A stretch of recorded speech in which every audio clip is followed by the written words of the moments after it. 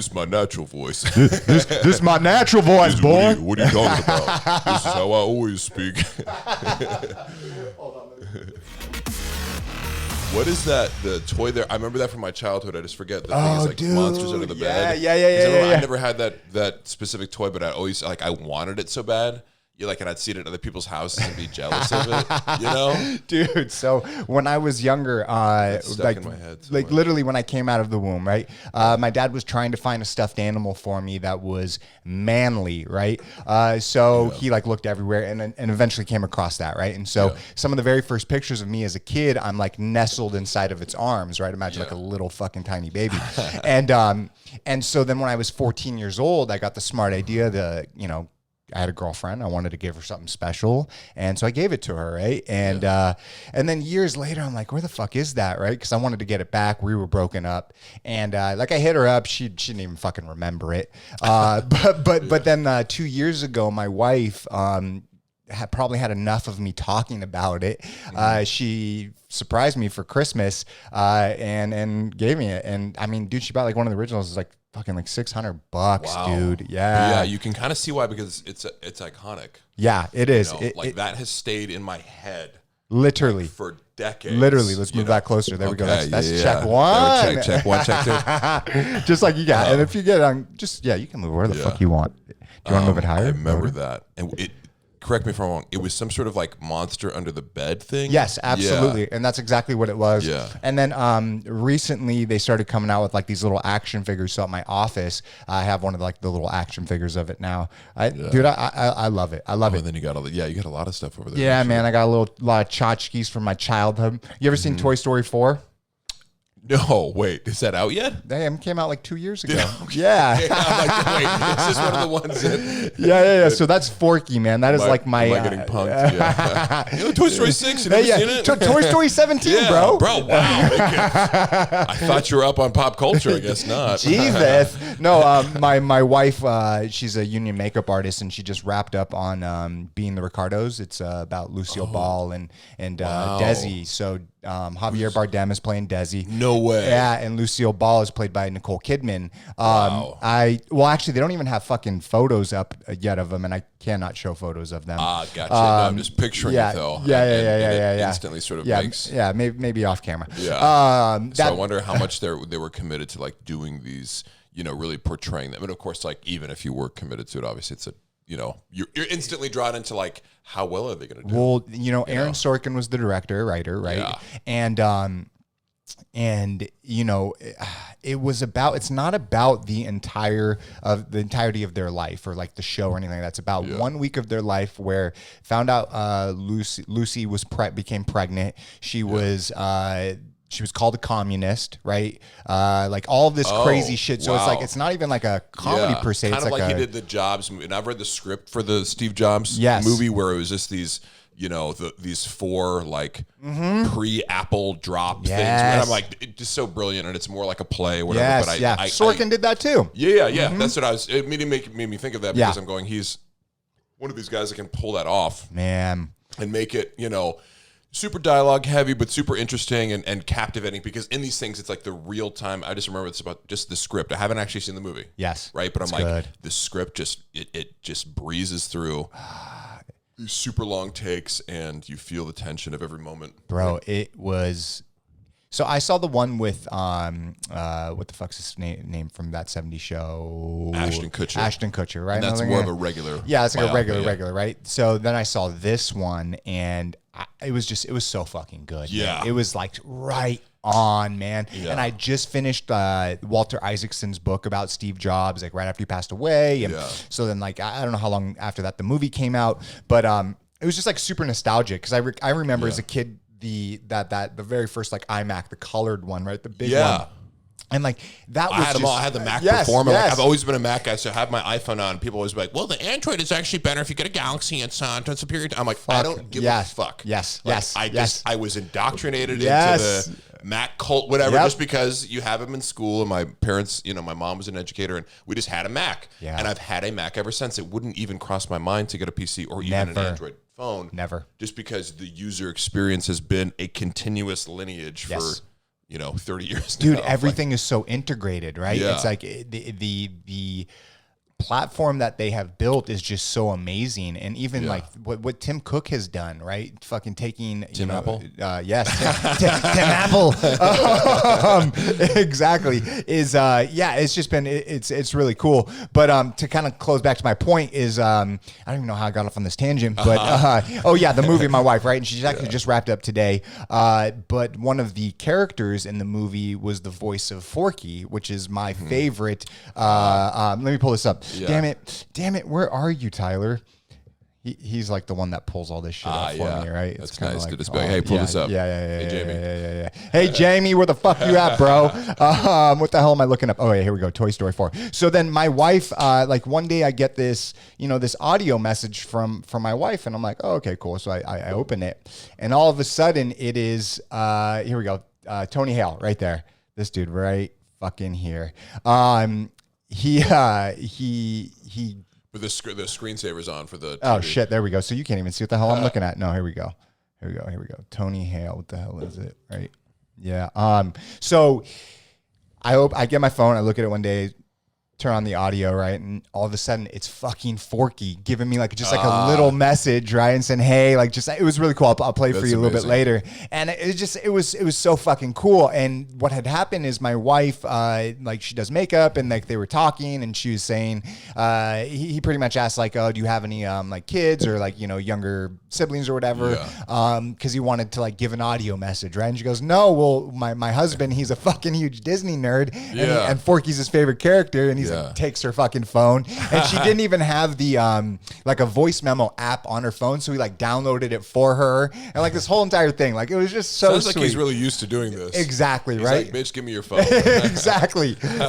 So we're going through let's see. a Okay, four-step process. This guy right here, I don't know if you've ever seen him before, but he's been in a fuck ton of shit. But he does. Yeah, I do recognize. Yeah, he's got that face. So, but yeah, that's I don't know. All of these little things. What we're looking at right now is trinkets in my life, right? Yeah. And it used to be a lot more because this used to be like a barber shop, right? When I first started cutting hair, and then as I got older, I just less and less stuff, right? Yeah, I turned it into a But studio. that is cool because it does have that vibe. I mean, I love the curated, effect that you have going on here, and even the Saw stuff. Like I remember when I saw Saw for the first time right before I walked the stage for my college graduation, and I just remember it freaked me the fuck out. I was like, for whatever reason, I got high with my roommate, and we watched Saw before going to hang out with my parents, and it was just a terrible idea.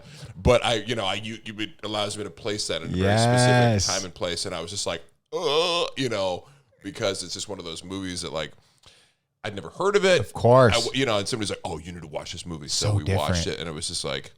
Yeah, it was just one of those movies, man. It's just in your head the whole time. You see, have you heard about Spiral? No. Dude, it just came out a couple days ago. I'm going to go see it. The wife and I were both about to go see it like a day ago, but then just shit happened. No, Spiral. I think it's called Spiral. Saw. Yeah, here we go. Check this out. Chris Rock is in it. Oh yeah, this is it right here. I don't know why there's nothing fucking. Chris Rock is in it, huh? Yeah. Who else is in it? Yeah, Chris Rock, Samuel L. Jackson. It's supposed to look really good. I mean, I don't know if it's good, but I'm gonna go watch it. It's a horror film. Yeah. Oh, definitely. Okay. Yeah. I mean, it's Saw, but it's like the new version. I don't know. Okay. What the hell is it? Let me see. It's an American Horror Story or American Horror Film that serves as the 9th installment of the Saw film series. It's directed by Daryl Lynn Boozman, if that's how you pronounce his name. This is in the lineage of the Cricket. Yeah. At first I thought you were saying it was it's in the vein of it, but it's actually the people. Yeah. I mean, I think in the last one, Homeboy died, right? Yeah. I think he died every single time, right? But he always comes back to life. That's how it is. It's like Freddy Krueger, right? Yeah. But yeah, I don't know. It's kind of weird because Chris Rock and Samuel L. Jackson, but I'm definitely gonna check it out. Yeah, I think the original title that they were going with was Black Saw.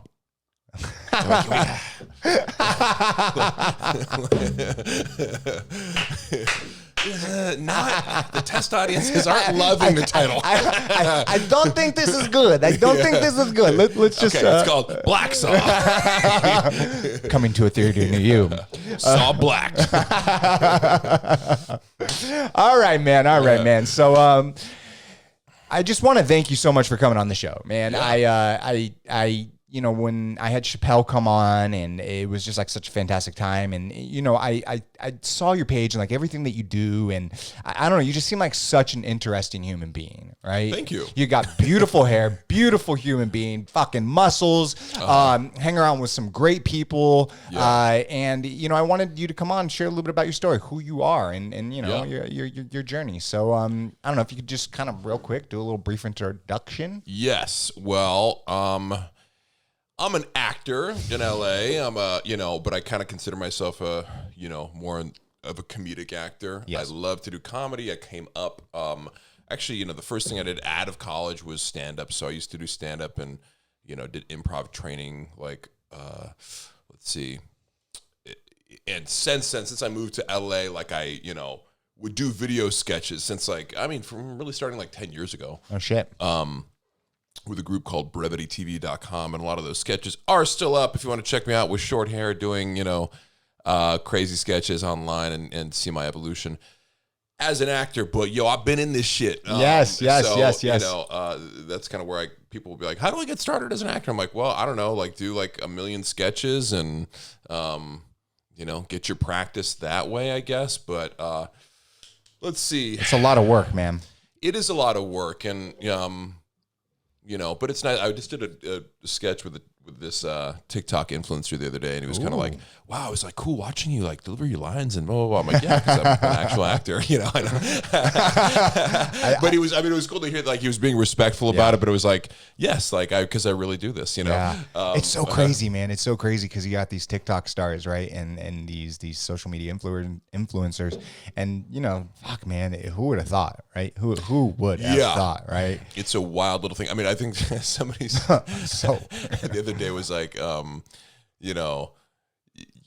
like Generation Z, you can't tell me anything because you consider talent like looking into the selfie camera and doing a dance, or like lip syncing to somebody else's song or whatever. And then I try not to be a hater, obviously, but you're just old. I always have that instinct of like, no, don't be the old guy. No, I don't get TikTok. Yeah. But I do still love sketch comedy. I think it's really hard to pull off. Yeah. But still people reward that, like, funny's funny, I think, always. And there is always a place for, like, the thing is, people will kind of have this attitude of like, this is taken over. And it's like, this talent is still talent. Of course. I don't like, for a while there was this idea of like, oh, YouTubers are going to take over like the movies and stuff like that. And it's like, yeah, you can put Logan Paul in a movie, like, but it's still going to suck. You know what I mean? Like, and some people have transitioned to like, there's this one YouTuber, Anna Akana, who I'll see pop up and stuff. I just saw her yesterday, so she's on my mind. Okay. But like, she still has to be like a legitimate actress. You can't just be like, I have a bunch of followers, put me in a movie and it's going to do well. Like that, I don't think that actually still works. I think ultimately good movies are still good movies, and the skill of acting, and especially writing and directing and all that stuff, it's still very difficult and very much, rewarded by the industry, and people go to see it. Absolutely. But there is something to say about some of these, these TikTokers, YouTubers, okay, we could say, about the ones that do the dances and things like that. And some of them can fucking dance, right? Yeah. But then like the comedic ones, right? The ones that do like the jackass type stuff, the fucking sketch type stuff. There is a lot of work that goes into it, right? For sure. And I don't mean to knock that hustle. Like, and I'm always, I try to keep an open mind to everything and go, it's always interesting what the most creative people do with any format. Absolutely. Because you can take a TikTok format, and I don't even have TikTok on my phone because I remember downloading it and thinking, God damn, this is addictive. You can just like video after video after video. And because it kind of skews young, you're just seeing different kinds of stuff. It's a different demographic coming up with different stuff. And there's different challenges and different things with, you combine it with music. So there is this element of you see a lot of creative stuff. I think that's true for almost anything. It's like It if is. you look at the cream of the crop for anything. Yeah. You know, some people would be like, I hate country music. I'm like, but the best of the best country music is it's that good music. for a reason, and it's that popular for a reason. Of course. And maybe you hate like generic whatever, cliche whatever. For cliche sure. anything sucks, but I just always think if you get, you get a million people together on the same platform trying to do the same thing, like there's going to be some outstanding stuff that rises to the top. Absolutely. Yeah, I mean, that kind of just goes with anything, right? But then you kind of see this evolution, right? You see like fucking Jake Paul and Logan Paul is about to fight Mayweather and like this crazy shit that like it doesn't even make sense. Yeah. But then, Jake Paul's knocked these dudes out left and right. These 3 dudes now, you can say whatever about them, right? But, I'm very interested in that. Like that is something where I'm going, oh, he really... I like that he's sort of like a supervillain, Me where too, it's like, me who's too. going to stop Jake Paul? Yes, like, what are we going to do?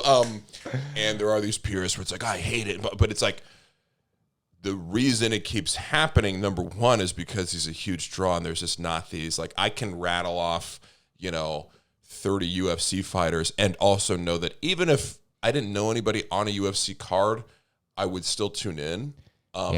But with boxing, it's just not the same. Where it's like you can think of a few fights that you'd see, watch Canelo, fight somebody, or Anthony Joshua and Tyson Fury. But outside of that, I cannot rattle off these names. But it's like, you have to give credit for somebody bringing eyeballs to that space. It's beautiful. And also, I do think Jake Paul's... Every time I hear him in a long-form interview, I'm like, God damn it, I like him more. I know. He's like probably a sociopath, but that's okay. He's very aware of like, you see that he's a kid who like, he's just like, the term troll gets thrown around a lot, like where it's like, okay, some people are like, are they trolling online or are they just being like dicks and they just kind of like are venting their anger? The term troll gets overused to me. Jake Paul is a legitimate troll because he's like trying to bait people into reacting to him. Right? So to me, that's the definition of a troll, 100%. Where it's like, I'm going to do a thing to get you to pay attention, even though you don't want to, and that's going to like amplify me and elevate me. Yeah. And he understands how to be strategic about that. For example, talk about like Daniel Cormier. About this work, Daniel Cormier came up to him like he was at the UFC thing in his face, and he's like, afterwards speaking on it, he went on Ariel Hawani's show, and he was also on Chael Sonnen's like YouTube. I followed Chael Sonnen, and watched all his videos. So I saw him get interviewed by both these guys, and you see that he's very like he's just much more self-aware and much more strategically minded than you might think. Where he looks at a situation like that and goes, Daniel, like his monologue is, Daniel, why are you doing this? You're playing right into my game. And he was, because like Daniel should have just ignored him. Absolutely. Unless you're literally going to box the kid, because then the outcome is Jake Paul said he's willing to box you. Then DC comes back and it's like, I'll fight you in the octagon. It's like, well, Jake Paul isn't promoting himself as a MMA fighter. He's promoting himself as a boxer. So you're kind of backing down from his boxing call out, and he wins. I know, and you should have just not said anything. Right, and I like to think in terms of trolls and internet debates and all these things, because it's like you spend enough time online, maybe you just see how it's like there's ways to win and lose, whether you like it or not, but it's like you got to know your shit when you're talking about like how to fucking win or lose on the internet, and if you're gonna call somebody out, So, and I do think there's this kind of a little bit, Daniel Cormier is just a little bit too old to fully get that or whatever it was, but he just Jake fell Paul right said, into it, man. Yeah, Jake Paul's like, I think he thought he was trying to intimidate me, but I genuinely believe like Jake Paul's probably on that sociopath spectrum. Well, it's so crazy because Logan Paul, right? He's got his podcast Impulsive, and he was talking about this, how, when he was doing, Logan was doing this like WWE match, right? Yeah. And there was everyone was like cheering, but there was this small group of people all the way in the back corner pretty much saying like, fuck Logan. And it destroyed him. He fucking just broke him down. Where his brother goes about, and everyone's like, fuck Jake, and he just lives for it. It just like grows for it, right? And it's two different temperaments. Yeah, absolutely. And Logan wants to be the good guy. But I do think when I say sociopath, like what I mean is like part of that is going, he doesn't feel anxiety like other people do, or like things don't get to him where, like somebody was like, well, did you feel anything when Daniel Cormier came up to you? And he was like, no, I honestly didn't feel anything. And I believe him. I know. Like, I believe him. Like, the psychopaths don't feel, and I'm not saying he's a psychopath, but I'm saying he's more on the spectrum of like being delighted by those confrontations rather than having anxiety. So they're more resilient to these actual emotions that like, why don't people break the law more often? Like, first of all, you like, if the average person goes to steal something, you're going to be like, oh my God, I'm stealing. People who are more on that sociopathic spectrum, just they don't feel those kinds of things. That's what, like, why are they committing crimes? Because they don't have those biological barriers to committing crimes. And when I first started reading about like who Jake Paul is and what he does, he's fucking wild, man. Like, and he would just be like, you know, starting like fires in his backyard, doing all this shit where like somebody said recently, they were like, sociopaths will often do this, like they'll cause chaos and be like, oh my God, like what's going on here? Like, but they're like, they'll like light a fucking, you know, a mailbox on fire, and then like people gather around like, oh my God, what happened? Like, but they're delighting in the chaos of it, like truly like the Joker, you know? Exactly. And I see somebody like that where it's like, it's not an act. He actually, like, he's delighting and you're giving him exactly what he wants. Well, absolutely. And so that's the first thing to acknowledge is like, know what rules he's playing by. Yeah. Is that bad? Is that bad? Right? Like, to have those feelings, right? For him to like lean into that, but not to be like, you know, lighting fucking houses on fire and doing like fucked up shit. He's not literally doing that, but he is like, he is punking people. Yeah. Does that make him a bad person? Yeah, he's transgressive. Because it's making him fucking wealthy. Yeah, right? I think it upsets a lot of people, but I think that like, if you wanted to put a stop to it, like, you have to be as strategic as he's being and as cold, because I don't think he's doing all this. Like, part of the thing about people on that spectrum is they're not often like doing these things from a place of like anger or vengeance or whatever. Not that they're incapable of it, but like they're making those moves and making these call outs and like getting you to react to them. Yeah. And, you know, there's a right and wrong way to go about like defeating them or silencing them, but somebody has to, like, in order to actually silence him, you have to beat him. That's the only way. You can't out troll him, you know? No. Did you see where he, it was, you know, his brother was doing the thing with Mayweather because the fight's coming up, right? And then there was this video of him, like, I think it was like on TikTok, and he goes, I'm going to take his hat. I'm going to take his fucking hat. And he goes up to fucking Mayweather, takes his hat. Yeah. All this, like, shit just breaks out. Yeah, I saw that, you know, commented on endlessly. And I knew it was premeditated, but I didn't see the video of him saying it, but I saw like that Logan Paul addressed the fact that like he told him beforehand or something like that. So I knew he like said it before, but it's like, like that's his plan. And you reacted. You know what I mean? So he got you to react. And he's always a guy who's like, you have to kind of just be better at that game of like anticipating what his what he's going to try to do to get you to react. Do you remember Rose Namajunas fighting Joanna Jędrzejczyk? Because this was like when was that? They had two fights, but the first fight was when Rose was not the champion yet. Joanna was the champion, and like Joanna employs a strategy of like intimidating people, getting up in your face at the weigh-in and doing that shit. And Rose afterwards, after she beat Joanna the first time, was like, we employed this strategy of basically ghosting her. Like, we didn't post on social media. Anytime they would do a face-off, she wouldn't react to her. She just like looked like dead-faced right at her, even to the point where like Joanna like would get up in her face. At one point, she like put her fist in her face and like mushed her nose even. And she did the same, like she just didn't even react. Like she looked like she was about to go to sleep, and revealed it afterwards. It was like that was part of the psychological strategy, because that's what you have to do. Yes. You have to like commit to, I'm not reacting to you at all. Yeah. And so that is the only thing that could throw somebody like that whose psychological warfare relies on bullying, is being like, I don't even notice you're here. What? It's like, so you're crazy. In my face? Like, you're pushing my... Oh, I didn't realize I was about to take a nap. I can't. It's so crazy, man. It's so crazy. And it's so crazy to think that these guys... What did they... YouTube, right? Fucking child actors, YouTube. Like, and then I just found out about them, like, from the Suicide Force. I'd never even heard the name Logan Paul. Yeah. And then the Suicide Force like gave me this window into him. And of course you're going to be, you know, my initial impression is going to be tainted by that. Even though like in retrospect, it's like, oh my God, yeah, he's like a kid making millions off like, you know what I mean? It's like, it's very much fits in. I'm like, was it wrong? Sure. But but it's like, you want to put me on video from the ages of 16 to 22. Like just fucking, you know, and I just didn't have the opportunity to do a lot of the things that he was doing. But I would have. Yeah, right. It's like you give me like $20 million and be like, go travel the world.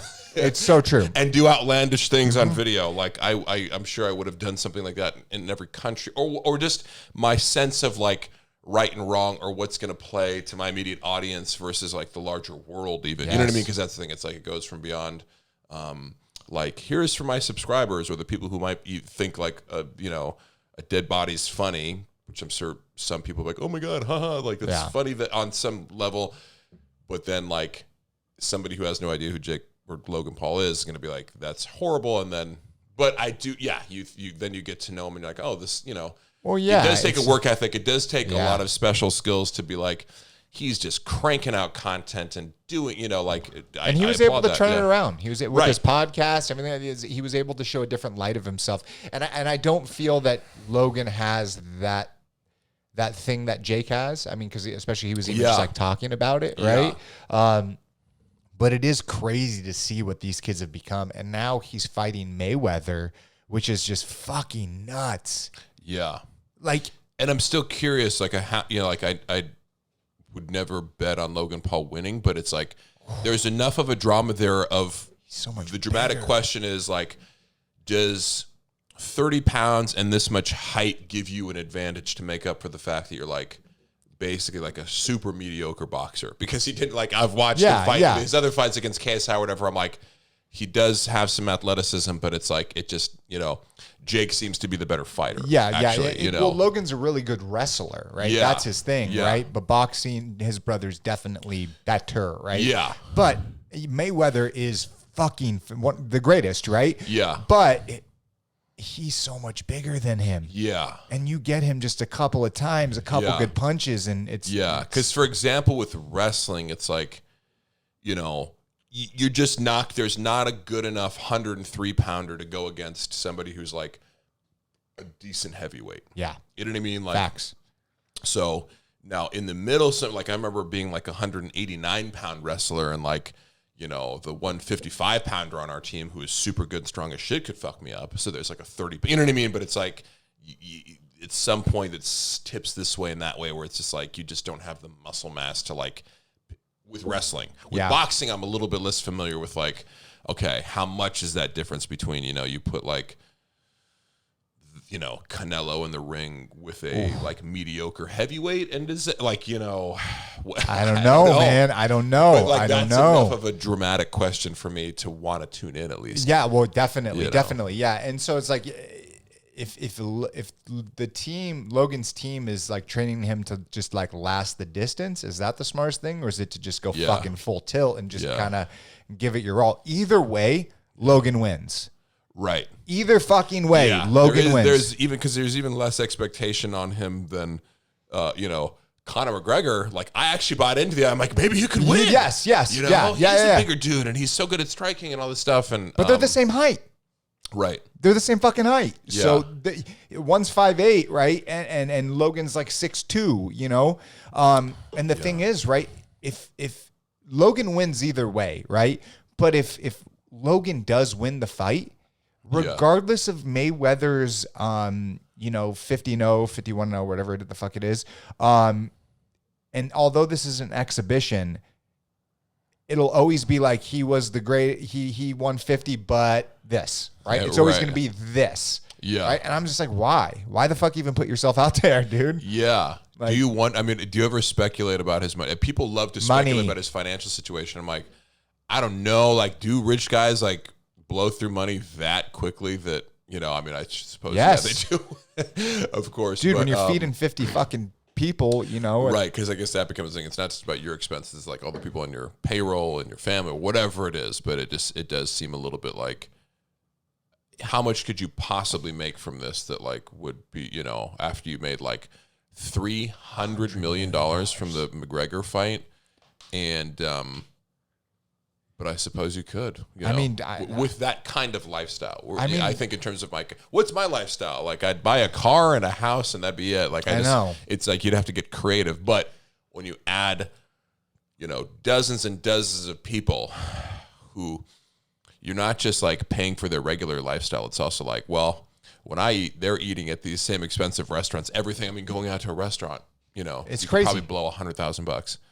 Or like a club or something. Like every easily, single fucking day, 7 days a week, Yeah. That's just the lifestyle that he lives. And that's crazy because he just fought McGregor not that long ago. Yeah. A few years ago. A few years ago. 2017. That's $300 million goddamn dollars. That's so much money, bro. Yeah. And so you really want to know. And McGregor won either way on that one too, right? He lost, but oh fucking well. He came back and was it Cowboy's fight next, or was there someone in between? No, I think it was Cowboy. Well, no, sorry, he fought Khabib. Yeah, he did. He lost. And his only victory since then is over Cowboy. Damn, that victory was fucking nuts. Yeah.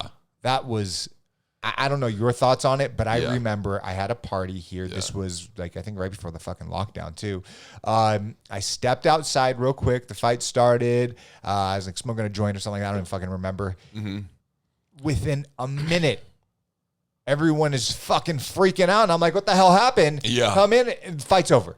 Yeah. And then I watched the replay and I'm like, he used his fucking shoulder? Yeah. That was gangster, dude. Yeah. Yeah. And I think they showed video of him like practicing that. And, I mean, it's a legit technique if you can get enough distance and leverage, man. What's funny too, so this has happened a couple times now where people go, I think he took a fall. Like people are like, I think Ben Askren took a fall. I think Cowboy took a fall. I'm like, no. Do you know the risk to reward? Like, what is somebody being paid where it's like, look, if that gets uncovered, right? That's what I was thinking about. Whatever conspiracy, we didn't walk on the moon. And it's like, okay, think about how many people would have to be involved in that. Think about the risk to the organization that you're participating in. Like, there would be no UFC if anybody got wind of it. Yeah. And why would you need to? That would tarnish everybody's legacy involved, right? Yeah. So was McGregor so scared of Cowboy Cerrone that he needed to like bribe him to get not? But like I had legitimate people who I know who are into MMA legitimately questioning whether or not Cowboy took a fall for money in a fight against Conor because they couldn't believe like he got knocked out that quickly. And same with Ben Askren, and it's like, but you watch it and you go, he fucking timbered over. Like, you just can't even. How good of an actor are these people? Bro, you can't fake getting knocked out. I'm sorry, but you can't even just, because then you're like you're waiting for the punch, and then you have to be like, you just. I just don't believe it's possible. It wouldn't happen. Yeah. Here's the thing with Conor's fight, right, against Cowboy. That shoulder, I've never seen that before, right? Yeah. Maybe it's been done. I've never seen it done that well, at least. And so that was like, that's just so fucking rare. And then with Jake Paul's fight, I mean, homeboy just got knocked the fuck out. Yeah, it was a clean shot, and it's like you just saw that he just, Jake Paul's good at distance. People would rather believe that. They'd rather believe that Ben Askren, he's already getting paid $1 million to fight or whatever, more than he ever. See him too. I'm sorry, it's like the dude's coming off hip surgery. Like, you need to be. I don't know. Like you're going, man. I don't think anybody could knock out Ben Askren. Because he was such in great shape. Right? Yeah, he was moving like a stiff old guy. Yeah, and he had hip surgery. And. Like without that threat of the takedown, it does. All the people are like, Robbie Lawler couldn't knock him out, and it's like it's just different because different time, man. You can walk through a punch and get to the clinch, and there's that threat of the takedown that just changes the dynamic of a fight. Absolutely, that isn't there with a boxing match like that. So anyway, that's all just to say Yeah, but I'm still tuning in for all these of freak course, shows, right? Of course, absolutely. I mean, they're pulling numbers, man. I was listening to a thing like one of like Mayweather's first fights, or like third fight, he made like, I don't know, between 7 and 20 grand. Same thing. Conor made like fucking nothing. Yeah. And you got fucking Jake Paul making millions, right? Off of it's because they bring the numbers, man. Right. It's just such a test. So anybody that's upset about it, and there does seem to be quite a few people that say like, this is bad for boxing, and it's like, is it though? Because how many he's actually, to me, making boxing look cool. Yes. He's making it seem like, you know, even if you wanted to, because there's so many kids who are going to get big followings at a younger age now. You know what I mean? So it's like he started boxing when he's in his early 20s. Like, what if he had started when he's 18 or younger or something? You know what I mean? It's like, to me, it's just a matter of like, when I look at Jake Paul, I go, there's nothing that could keep him from being a competitive professional boxer. I don't know, like at what level of competition he could face, but like he looks legit. He does. And you know, and he's backed it up from like, it's one thing to look good hitting pads, but like he looks sharp in a fight. What if he was 13 when he started? Whatever, you know what I mean? Like, so yeah, I think it's just a matter of like, he's only limited by the fact that he's jumping into this sort of late in life. And, you know, guys like Canelo, I don't know how old Canelo was when he fought Mayweather, but like, you know, the common wisdom is like, he fought like Mayweather, deliberately tried to fight him as young as possible so that he wouldn't, you know, he could beat him before he developed any further.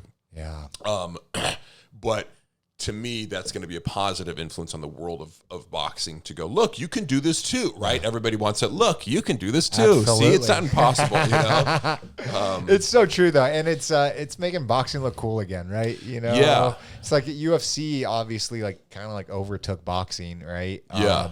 Because like you look back at like 60s, 70s, 80s, fucking even 90s, early 2000s shit, man. It was boxing.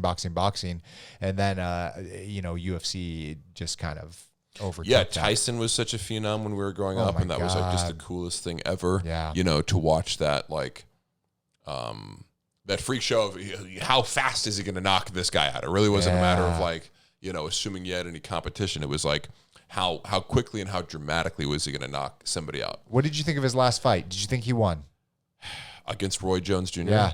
That was my recollection watching it. You know, I thought he won. Yeah. I thought he won. Wait, did they end it in a draw? Yes, they did. I thought it was bullshit, but you know, whatever. I thought he was he from my even said it too. That he was more active and landed more shots. But it was interesting because it didn't like.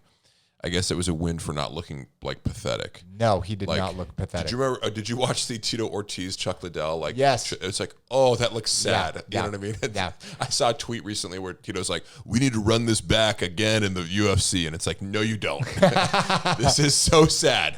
You know? Shit, man. Shit. Okay. All right. Let's get off this. We're moving on a tangent right here. I want to talk about you, man. All right. So, you know, what's your story? Where did you grow up? Where did you all start out? Because I know 10 years ago you said you moved out here or something. Yes. But like before that. Before that. So I was born in California in Davis, or Woodland Hospital near Davis. And I've lived in California most of my life. So, you know, people ask me, where are you from? And it's like, I've lived in Ojai, Davis, Claremont, you know. California. Yeah. So and wait a minute. A little bit more California. yeah, exactly. So, you know, I just consider it my home state. But I went to high school in the Bay Area. You know where Claremont is, right? Yeah, Inland Valley. So like I went to like elementary and middle school in Claremont. So I have that in my DNA of like the 909. And, you know, what's funny is I know you had Chappelle on, like all my punk rock music tastes are like from being in the 909 in Claremont. Like I used to go to punk rock shows and like listen to punk bands, and there's this like record store, Rhino Records, and you go there and like, you know, like punk bands would perform there, and we go to the youth activity center and be like skating and punk and skating, and that shit is in, you know, my hard drive for like what is cool. And like me and my friends were like starting bands and stuff like that. So you know, that is in my kind of DNA as an elementary school kid of like, you know, like Rancid's my favorite band. Fuck yes. Right? Yep. And Out Come the Wolves. And that's like my favorite album, you know. Bro. I was so, because like that is one of my legitimate favorite, maybe the album that I've listened to most in my life. Okay. You know, and Chappelle's telling me like, yeah, I'm going to go like write a song with Tim Armstrong. I'm like, what? I was like, are you fucking kidding me? Are you fucking kidding me? Yeah, because he's just such an icon. And it's like being like, yeah, I'm going to go write a song with Eminem. You know, like it's that in that genre of punk. I just think that it's, you know, he's up there. But I forget sometimes that like punk isn't everybody's taste, but like, anytime I've played And Out Come the Wolves for people, like they'll be like, "This is so good," you know. It's like you don't have to be into there's punk. Just so many fucking layers, dude. Yeah, there's all the melodies are great. Yeah. All this, it's like one of the most listenable albums of all time. Yeah. So anyway, that's sort of like in my DNA of like, you know, forming as a teenager and thinking of like what is cool and what not. I was in Claremont. My dad lost his job. How old were you? Like 13. Okay. You know, and so what was that? What was that like, man? I mean, you know, 13 years old. Your parents were they? Yeah. Well, okay. This is a funny little like moment. I look back on this because at the time, so the reason that we moved was my dad lost his job and our house was foreclosed, and a few things about that like you kind of like, what if that would have happened now or whatever. Yeah. At the time, I didn't know anybody that like was going through that situation, right? Decades later, like during the financial crisis, like, oh, everybody's losing their homes now. But for for many years, I was like, I'm the only person who I've ever known who's like parents had a kind of like financial difficulty like that. And even the process of like foreclosure, I remember like, and you know, I'm like a 12, 13-year-old kid. I didn't know what was happening really at the time. You're like, how can you even wrap your mind around this? And your parents aren't necessarily going to like, unless you have super open parents. So they're like, listen, so we're losing our home. Yeah. We don't have any money. We have to get out, or the bank is going to, you know, like, it's a kind of a big combo that you'd like to, and the whole time you think you're kind of going to get out of it. And they even like, as my mom tells it, they sent the final payment that would have like stopped the foreclosure, and they got it in on time, but they didn't it's like it was due on a Friday. They paid it on Friday, but then they still went forward with it. Either the check didn't, whatever it was, it was like one of these things where you'd call up like Michael Kinney on your side, and he's going to come investigate, like, or you know, you'd find like a YouTube like legal advice, you know, like these days. Yeah, it's so different. When you have an issue, you're like, you fucking just Google it, you know, and that wasn't around in, you know, 1996 really. So, but it does give you this impression of like, yeah, man, powerful institutions will fuck you. You know what I mean? If they have a chance, and they don't really care about you. I don't know. I just think that kind of became more mainstream later on when you saw these like mass foreclosures during the 2008 recession, or at least that was like something where finally that was like the buzzword was like the foreclosure crisis, right? Where people just couldn't, you know, or the government steps in and like, you know, whatever. It's just got to be so terrible, man. I mean, you know, I know at 13 years old, you didn't maybe realize it or recognize it, but you knew you were losing your home, right? Yeah. Because at some point we have to like, well, we got to move, and like, there's no sale involved, you know, but I didn't really want to tell that to my friends. Like, I probably just told my friends like, oh, we're moving. And you know, I would just leave out the part like of, you know, the home was foreclosed. But yeah, like, you know, we moved like to an apartment for a little bit, and then moved, like, my dad luckily found a job in Northern California. But I remember going to Northern California even, and like, if you have a foreclosure on your home, you can't rent an apartment, you know? So I remember going around to all these places, and he actually like had enough money to like put the first and last and security deposit. And we were looking at these great places, and then like you make the application, they're like, oops, sorry, can't do that. And like, it was like getting to the point where I'm like, man, and we're about to start school, because this happened like in summer, and we were like staying with relatives and stuff like that.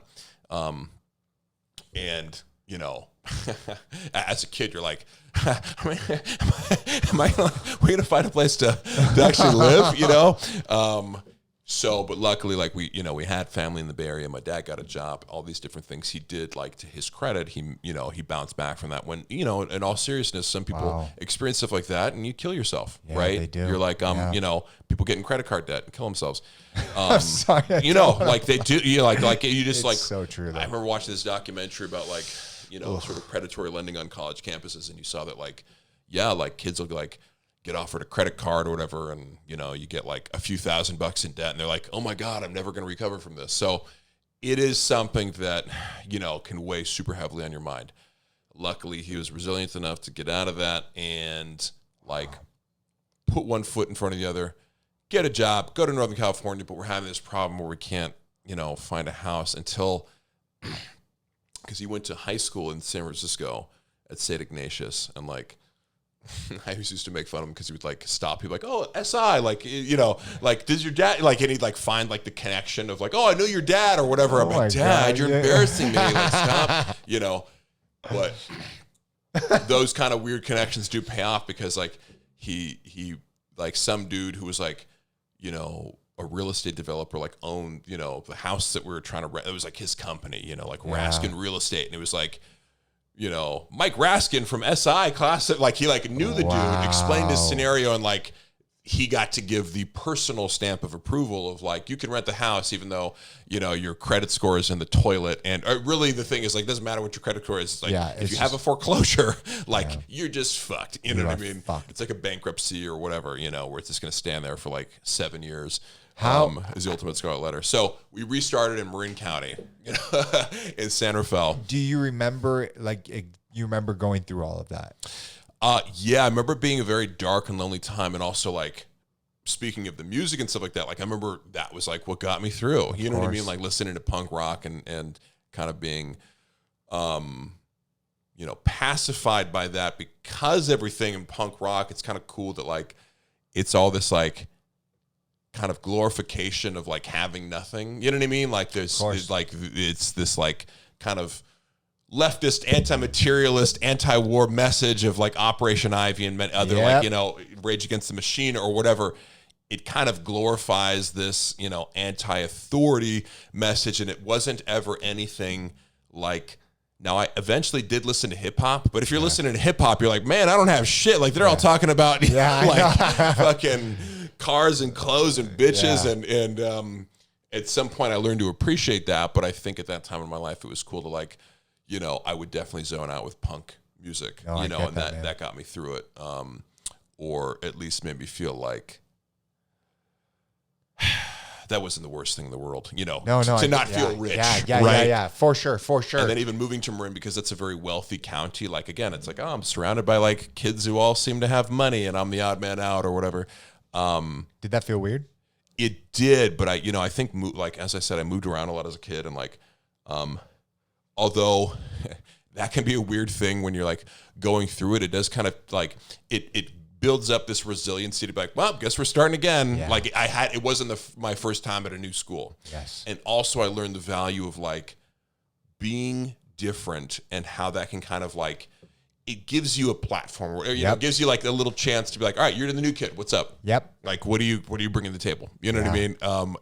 And that's kind of like a little lesson that I take anywhere or whatever, when it's like, you realize that you go into a new scenario and you have gray hair or whatever, you know, whatever it is about you. Yes, of course, and at that time I was rocking like the, you know, the pre-boy band bleached spiky hair, when this was a punk rock look and not like a, you know, the Backstreet Boys. It was just only a few years distinction, right? But in 1997, it was more like a, you know, my aesthetic was more punk rock and like just like, I just remember people like, oh, you're different, you know, like it'd be like showing up like nobody had tattoos, and you're like, oh, the tattooed guys are here, you know, you know, and so you kind of get these eyeballs, and you can.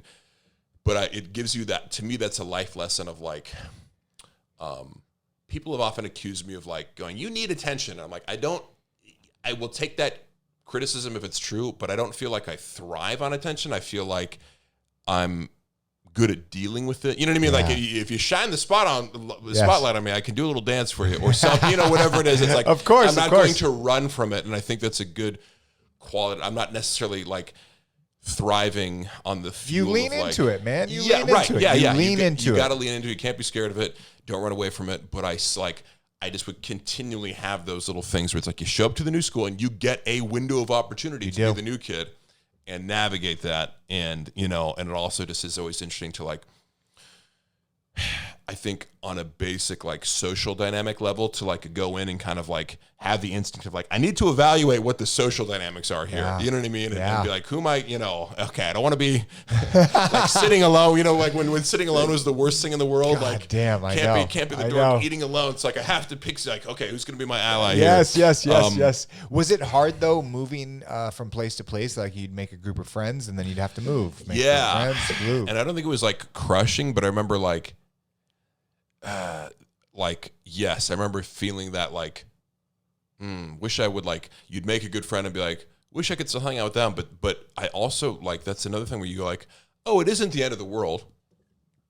I was just talking to a guy who I actually was friends with when I left Claremont, and all that shit happened. Like, I'm still in touch with them. I was very good friends with them in 7th grade. And I kind of knew like this was one of my more special friends. And there's a few people along that way that I think you like, if it's meant to be whatever, or you're good enough friends, you can keep in touch with this person. And I don't fear loneliness or abandonment. I don't know if that's an inherent personality trait or something I actually, that has been informed by like having to move from situations. But it makes sense. I like that about myself, that I don't like look at the world and go like I need to see you every week, or like you don't exist or something like that. You know what I mean? When sometimes I get the feeling with people like, it's like, if you don't see me for, like I miss you so much. I'm like, you can call me anytime. Like, do you miss me that much? Like, I just think people look at life differently, right? When you're grown up into this dynamic where it's like you move. You start to build these unique coping skills, right? Right. Yeah. It's all. So I have. That's all. In all honesty, I probably do have these coping mechanisms that. I think there's possibly a time when I would have like resented my parents for that, and be like, why can't we just stay in the same place? But I know they were trying to figure it out too. We actually did, the times we didn't live in California, we lived in Lake Oswego, Oregon. And that's kind of part of my family's like, my mom will always talk about regretting moving there. We had a great house in Lake Oswego, which is just outside Portland, Oregon. And my dad like took a better job in Southern California. And the reason we bounced around, because he was like, he was like a regional manager for this company that was like the headquarters was in the Inland Empire, but he could have like kind of lived in proximity to it. So we're like, let's check out these different areas of Southern California. And the reason we were moving around is like none of it really clicked for them. Like they weren't, it wasn't the Bay Area, or it wasn't like Portland, which they kind of like would have liked more. And so, it's also another lesson of like, you go with like the feel, like if something feels right, and just because it's more money doesn't mean it's always going to be better. Hell no. Hell no. Yeah. So whatever that, marginal increase is, like it's I think my parents describe that as like just kind of going against your gut. You know what I mean? Well, like you had have a gut instinct. Yes. And you're like, but we're going to get a little more money or whatever. And it ends up just being, something. No, it sucks, regret. Right? It's so important as human beings that we go with our gut, because a lot of times we go with all of the other emotions instead of that gut instinct. And I talk about this a lot, where for me, right, when I go with my gut, it's always fucking right. Yeah. Right? But it's my ego that gets the fucking best of me the fucking time, right?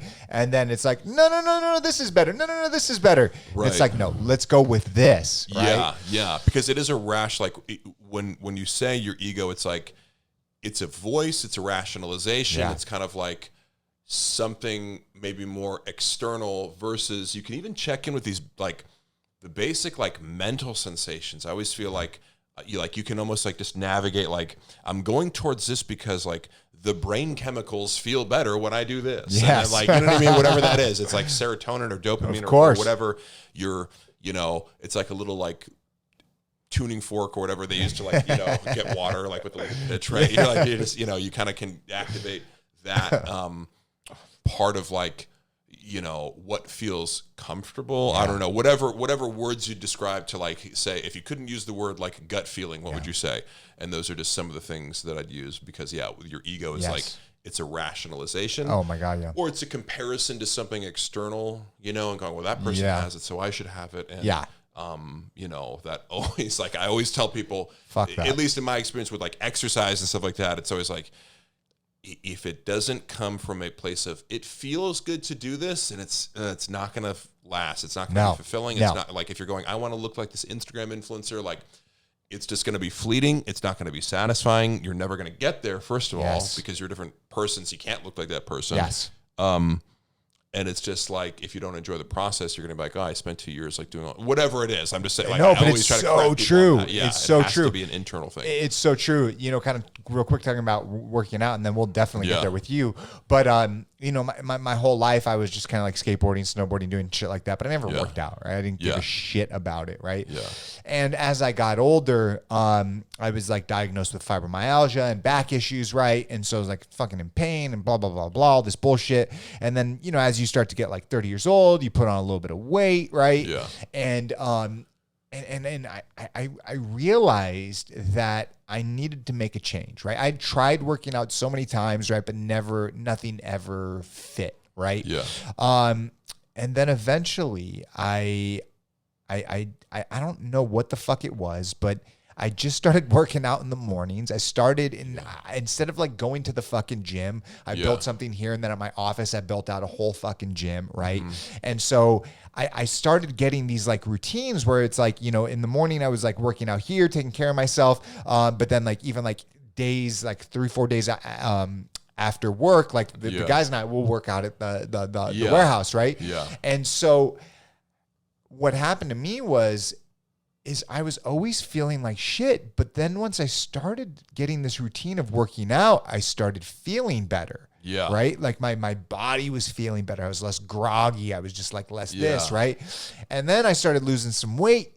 But more than that, it was the feeling of fucking feeling better and finding something that worked for me. What didn't work for me was going to a gym, right? Paying some, I think it works for some people, right? Yeah. But the thought of like waking up in the morning, going there, showering or whatever, then having to go to the office, right? Or like working all day. Yeah. And then, you know, so it was like, I figured out a way to incorporate it either at my home or my office, my warehouse, right? Yeah. And that's when everything changed. Yeah. Everything changed. And like, I have no desire to, although you are a very beautiful human being and you're people like, you shouldn't look at people go, I need to be buff. It's like, no. It's not about being buff. No.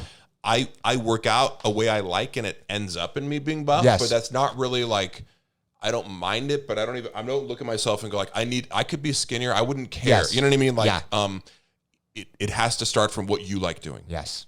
Otherwise, you're just not going to do it. Absolutely. Like you just, you know. Absolutely. Are you intrinsically motivated? And so all those things that you just said, I have so much to respond to because, like, especially during the pandemic, I've had so many conversations with people where they're like, I haven't been able to go to the gym and like, I want to get started, but I don't have an hour. And I'm like, whoa. What about one set of push-ups? Yeah. Is that not a workout? Yeah. What about like, I follow this YouTube channel called Iron Wolf. I started doing burpees over the pandemic, which like I'd never done. I'm like, burpees are like something you do in middle school, right? It's like, do 200 of them in a row. You know what I mean? The ultimate prison workout, but it's like, we could be right next to somebody doing the most intense workout ever, you know, just hundreds of burpees in a row. And I just like punk rock, like the do-it-yourself mentality. Exercise does not need to be complicated. Even when I go to a gym, I'm like, I do as much as I can with a barbell. Yeah. I do as much as I can with the most simple implements and try to keep everything minimalist because to me, it's about mastery of the basics. Even like a burpee. Yeah. Like there's something satisfying about doing like a perfect burpee or like working towards this like single repetitive thing that becomes inherently like satisfying and stripping away all the like pomp and circumstance and artifice. And even like, I do like going to the gym because I like lifting weights. But if I had a barbell in my backyard with enough weights on it, like I would do it there. I'm not a big like pre-workout, get crazy, get psyched, have dudes around me and yell. It's like, I want to be calm. I want to be focused. I want to like get in and get out. I don't really use like my friends will be at the gym. But that's another thing you said was like, I would go to the warehouse with my buddies. But the foundational thing was if they can't go, that doesn't mean I'm not working out. It has to start with you. Yes. Right. Yeah. So you have to create that habit. And that's one of my big messages to people is like, if you can create a habit of like something super small. Don't set the bar so high where you're like, oh, working out is only if I do P90X for an hour and a half, or working out is only a workout if I puke at the end of it. And I used to have that mentality. Yeah. You know, I used to be like, unless I like made myself ill, or I like did a leg workout that made my legs sore for a week or something, like it didn't count. And it's just such a stupid backwards idea. It's just very pervasive. But I understand, yeah. You know, and what it has to start with is like, you'll see that even moderate exercise or whatever, like you have to start with something that's enjoyable. And everybody can feel good. Like start with going for a walk. Yep. That is exercise. Yeah. And then walk a little bit longer, or walk at a brisker pace, or like it's just this idea of progressive overload applies to everything. And you start where you're at and do the thing that you enjoy for the amount of time that you can enjoy. And you can actually slowly crank that up. But if you commit to the habit rather than going, I need the result. Yes. Like the result is always going to be disappointing. I have a friend who's like trying to lose body fat, and he's made, I just showed him this walk that I go on, like an incline walk. Sometimes I'll walk it, sometimes I'll run it, but it's like 4 miles total, but 2.2 up and 2.2 down from Ventura to Mulholland. So it's a pretty good incline. And I'm like, you want to lose fat? Start walking this every day. Just make it a habit. Yeah. And like during the pandemic, it's like, yeah, well, all of a sudden you get like a view and to go outside, all these things, and it feels good to do it. Yes. You can even like have a phone call while you're doing it. Yeah. You can do all these things. He's lost like 25 pounds, and he's gotten stronger. So I showed him how to work out, and I'd go lift with him, and then like eventually he kind of saw like I don't need to like be there training you every time and showing you. It's like you're gonna understand my format and my way of thinking, and like, okay, if I do like chest this day, then we'll do this day. You're gonna understand my thinking and then program for yourself. Yes, based on what you enjoy. Yes, right? What do you like to do? Yeah. You don't have to do what I do. But then he went in for a body fat scan and was like disappointed. Like he's like, oh, I thought it was going to be lower. I'm like, but it doesn't fucking matter. Dude, you lost all this weight. You lost all this work, right? And a number is disappointing you, right? Somebody else's measurement, whereas up to that point, now I talked him out of it and gave him this speech of like, hey, it doesn't fucking matter, because are you happy with the results that you are seeing in the mirror? Like you just posted a like side by side, like 6 months ago I was looking like this and now I'm looking like this and I'm so much happier and yada yada. And it's like, if that's the metric that is motivating you, like how you look and how you feel, stick with that. That's what it is. If it was something where you're like, oh, I'm losing a percentage of body fat every week or something, like, and you could measure that and that was making you happy, or that was the feedback that you needed, I guess it's just that, like to me, it's just, it's an external measurement that it's like, if you're curious, sure, I don't give a shit what my body fat percentage is. Yeah. You know what I mean? Like I could probably tell you a range, but it's like, that's not what's keeping me motivated. Is being 9% body fat. Yes. It doesn't matter. Like I end up liking my body, but like, and somebody asked me today, they're like, are you like so, and this actually is kind of a common question that I'll get from strangers, but then a friend of mine asked, so I like answered him more in detail. He's like, are you ever gonna do like a bodybuilding show? And I'm like, no, because like, why would I need to like take what I have now, which I like the way I look, and then like get down to like an unhealthy level of body fat to like pose in a Speedo on stage to take pictures and like get like a trophy, hopefully? Like I don't like, it's a weird roundabout process to just be like, or train how you want, find a form of dieting that like, I enjoy what I eat every day. I don't starve myself, and I eat a certain range of calories that's going to keep me at a relatively, similar weight while not excluding anything crazy. It's just, I don't eat like a crazy amount of junk, or I'll eat a protein bar that tastes like the candy bar that I like or whatever. I don't feel like I'm, really restricting myself. But to me, sustainability, I guess, is the word. It's so important, man. Yeah. It's so What's important, a routine that you can sustain? Right. You don't have to go balls out. And I will go balls out in the gym once or twice a week. Yeah. But like more importantly, I'm doing something every day, even if it's just a walk. Yeah. And so what kind of stuff did you start doing that you were enjoying? Yeah, that's a good question. I just, for me in the beginning, I was just running, right? Yeah. Just literally just running. Yeah. And that's great because you can do that anywhere. Yeah. But then I lost too much weight, dude. I lost too much weight, and I was like, I don't like this. So I kind of like scaled back. And then I just started doing just like calisthenic stuff, burpees, just things that I could do in here for like 45 minutes a day, an hour a day. What I would do is I'd wake up every single morning. I come in here, I crank up the fucking heater, dude, because I liked it hot, right? Especially like fibro, like your body just feels like shit in the morning. Yeah. And so I'd come and just crank it up, get me all fucking loose and limber, and I would just like push-ups, sit-ups, and then eventually I like started adding some weights and things like that. Yeah. And then when I transitioned it to my warehouse, right, we got like ropes and pull up and fucking barbells and things like that. And so we do like a kind of like a CrossFit style thing. Yeah. Because I like to constantly be doing something. Yeah. I like to be dripping sweat. Like it just. The more that I do that, the better my body feels. Right? Yeah. And that's what works for me, right? Yeah. And so like we'll write out like 15 things, right? To like 10 things and we'll do, 3 or 4 sets of them, right? Yeah. And I just feel good and I enjoy it. And I ended up working on a similar style action. This is how like Chappelle and I started working out.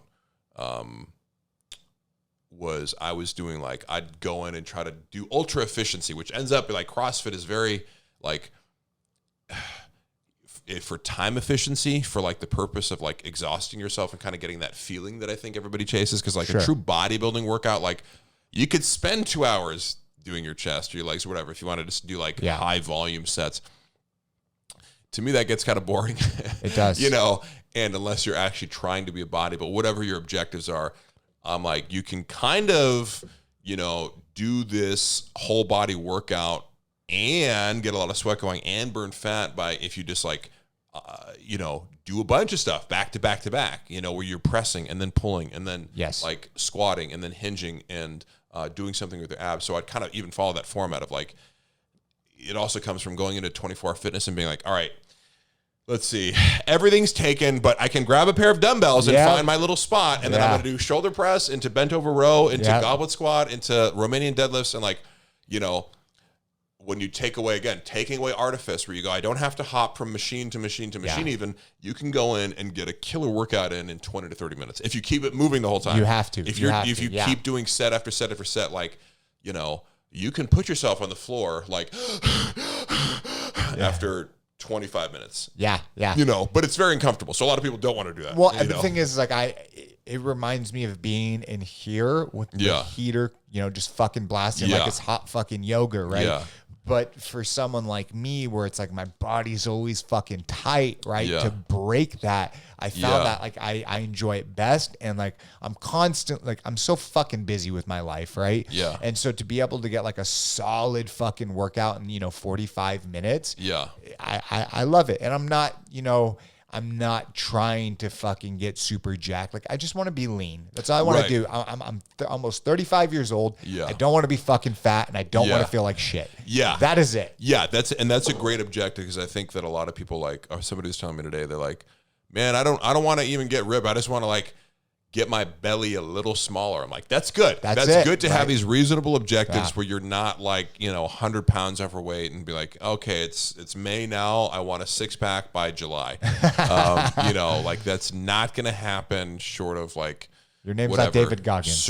Right. Yeah. Yeah. I mean, that's also a great case study. And like, look, the extreme option is always available to you. That's why I always tell people, it's like, if you want to go David Goggins, sure. Like, go run a marathon right now, like untrained or whatever, and like break your feet doing it. Like, like it's possible. It's on the table. But like, to me, it just would seem a lot of people get kind of turned off by like the idea of exercise as punishment. Yes. He has that super hardcore Navy SEAL mindset. And I think that's always like, as guys, we get drawn to that because we're like, don't be a bitch. Like, go to that place mentally, And there are a lot of things, especially with like burpees, where it's like, you can do another, you know what I mean? It's not like you're like on a bench press, like failing at rep 6. It's just, there's a mental aspect to doing high rep exercises. Yes. That's just like, there's extreme discomfort in them, but you can keep doing them. So he changed he changed my life, like reading his book and like just that whole like don't be a bitch mentality. Like, it's like, I'm not calling myself a bitch, but like my brain bitches out all the fucking time. I'm giving myself 40%, right? And so like just after, I would have like all these like Post-its on my fucking, window right here or mirror right here. And just like, I'm going to do 10 reps. No, fuck that. I'm going to do 20 reps. I know I can do 20. By the fucking 12th rep, I'm tired, but I'm going to push that other 8, right? And not to the point like where I'm going to fucking hurt myself, right? Yeah. But like to the point where like, I can fucking do this. Yeah. Like, I can do this. Yeah. And so it's like, you know, if I have like a number set in my mind, I'll always go like 1 or 2, 3 over, whatever the fuck it is, right? Just because like it can happen, right? And so like I read his book like at the beginning of the pandemic, and I don't know, it just resonated really deeply with me, you know, because you don't often come across people who are like like I do believe most people can go out and run a marathon. It's just a matter of like how much pain are you willing to push through? Are you willing to like actually risk injury to your body? You can do it. Yeah. It just might not be like, depending on your definition of like you have something to do tomorrow. Like, yes, you know, so maybe not. true. But like, you know, he just hearing about his like, there's so much that you can push through just as far as like these mental barriers, these pain barriers, whatever. He's a testament to the idea of like, you can just wake up and decide to not be fat. Yes. And just do it. Yeah. Like for a lot of people, I think it's, you know, now part of that is like, he like instantly like snapped into a routine. Maybe that's not easy for everybody or whatever. And my thing would be like, you can start with 5 minutes and call it a routine, and then you're more likely to do more out of that. But like, there is this element of like, take away all your excuses. You know what I mean? Yeah, because people will always, when you talk to people and kind of break down, like, what is your barrier to this? And a lot of it's like time or whatever. Like, okay, you literally don't have 3 minutes. So shut the fuck up. Like do high knees for 3 minutes, do burpees for 3 minutes straight. That will be a fucking tough workout. But so you're just lying to yourself if you. No, that's exactly what you're doing. Like today, like I knew I was super busy, right? Super busy at work, like all day, and I knew I had the podcast, right? Yeah. And I had like a 25-minute window, right? Just fucking ran downstairs. Everyone's gone, and I just fucking just do 2 badass reps, right? Dripping sweat, get in my fucking car and drive here, right? Yeah. And it's just like, you can make excuses. We can all make excuses, right? We can let our ego, we can let everything here in our brain get the best of us, right? Yeah. At the end of the day, it's just fucking excuses. That's all it is, right? Yeah. So it's like, yes, if you are overweight, right, and it is harder for some. I get it, right? Yeah. But man, at the end of all of it, right, if you want it bad enough, you will do it. Yeah. And you don't have to go full tilt in the beginning. Yeah. You can just, I think of it too as like, it's like pointing the sail in the right direction. Yeah. And this is, or like whatever you want to call it, momentum, inertia.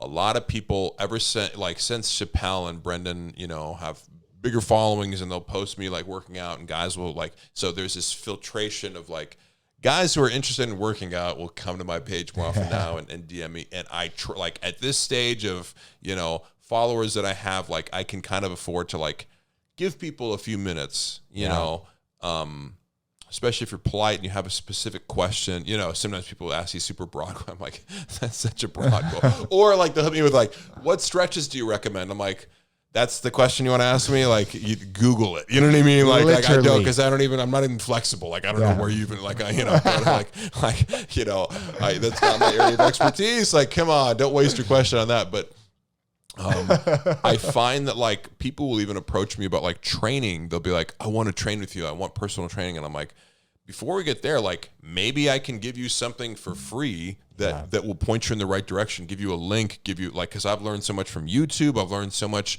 Like, it's just a lot of guys, like, they're lost at sea, and they just need to, like, put one foot in front of the other in that direction. And I can just be like, it's simpler than you think. That's really my message to most people in fitness is like, hey, it's simpler than you think. And, like, I can just say, maybe X out a couple of wrong ways to do it or whatever, or, like, reframe it. You know, talking to that guy who said he just wanted to have a smaller belly. I'm like, he's like, what should I do? I'm going to hit weights, and I'm going to do, what should I do for cardio? And I'm like, have you ever, like, walked on a treadmill? And he's like, no, I didn't know that was, like, but, like, a lot of people don't realize, like, I can walk on a treadmill and get a great fat burning workout, especially with a little bit of an incline. So he, like, hit me after. He's like, oh man, I had no idea, like, you could sweat that much from, like, doing a small incline on a treadmill. But it's like, yeah, like, I just changed the course of all his exercise. You did. Not to be egotistical, but but you did. That's what most people, it's like, I hope I can offer that little, like, here, what about, like, look at this. Yeah. See that? Yeah. You just needed that one little tweak. and then you're off to the races. And I think like it seems like the majority of guys reaching out to me kind of need that little like, or have you thought about it like instead of doing you want to get bigger? Okay, now you're doing chest once a week on Mondays.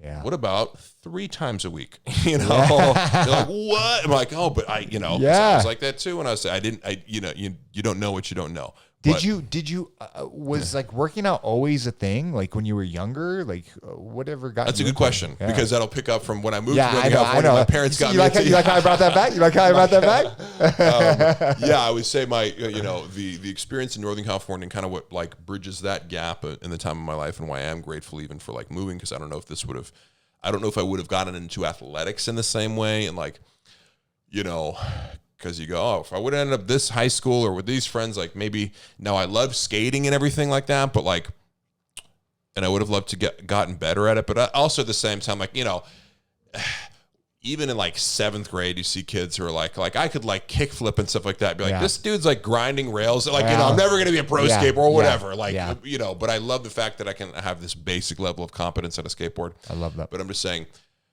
would I have played football had I stayed in Claremont? I don't think so, because there was like like certain kind of groups and like things had already coalesced. You know what I mean? And I got to Northern California, and my parents were big swimmers, and there just happened to be like a swim team, like like a block from us. So they signed us up for that, and I remember getting into swimming, and that was kind of like essentially my first experience with like super intense exercise. And I would still consider like competitive swimming. It's like, fuck, man, talk about workouts that you want to quit. Like fucking workout. Especially when like other kids are like training you around and you're jumping into it and trying to keep up. It's like, that is a uncomfortable, painful, full body workout, but a great thing to like be good at. And I think something that like, especially if you're like doing CrossFit style, like workouts, you would think like, jump in the fucking pool to complement all that, because it's just, it's a difficult medium to excel in. And I'm always like, since then I've been fascinated with like, just, I can watch Olympic swimming. I'm so fascinated with these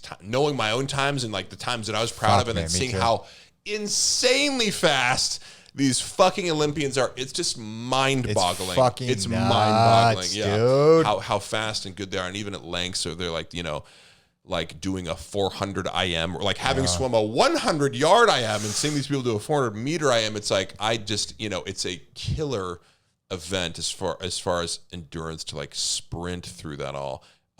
So I got into swimming, and then like I remember we'd be practicing like 5 days a week, and then like meets on Saturdays. And I remember I'd like go to like the YMCA on Sundays and just like do all the machines.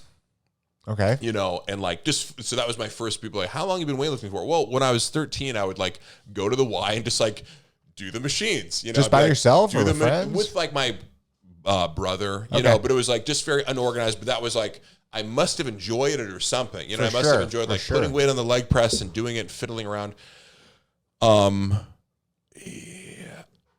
After that, when I was 14, I remember like I was swimming, so like the water polo kids were like, you need to come play water polo. And like my next door neighbor was like, you're big, you need to come play football. And they both like were essentially threatening to beat me up. Jesus. Like, not like, I mean, like they said that. I don't think they like really would have, but they were both like older kids, like guy, like the older guy on my swim team, and then my older neighbor were both like, you're gonna play football, you're gonna play water polo. And like I remember like legitimately being like, I don't know what to do. And I ended up playing football. And I think that like whatever, I take it for like I always think about what if I had played water polo, like no CTE, huh? Because I ended up playing football for 8 years. I'm grateful for it.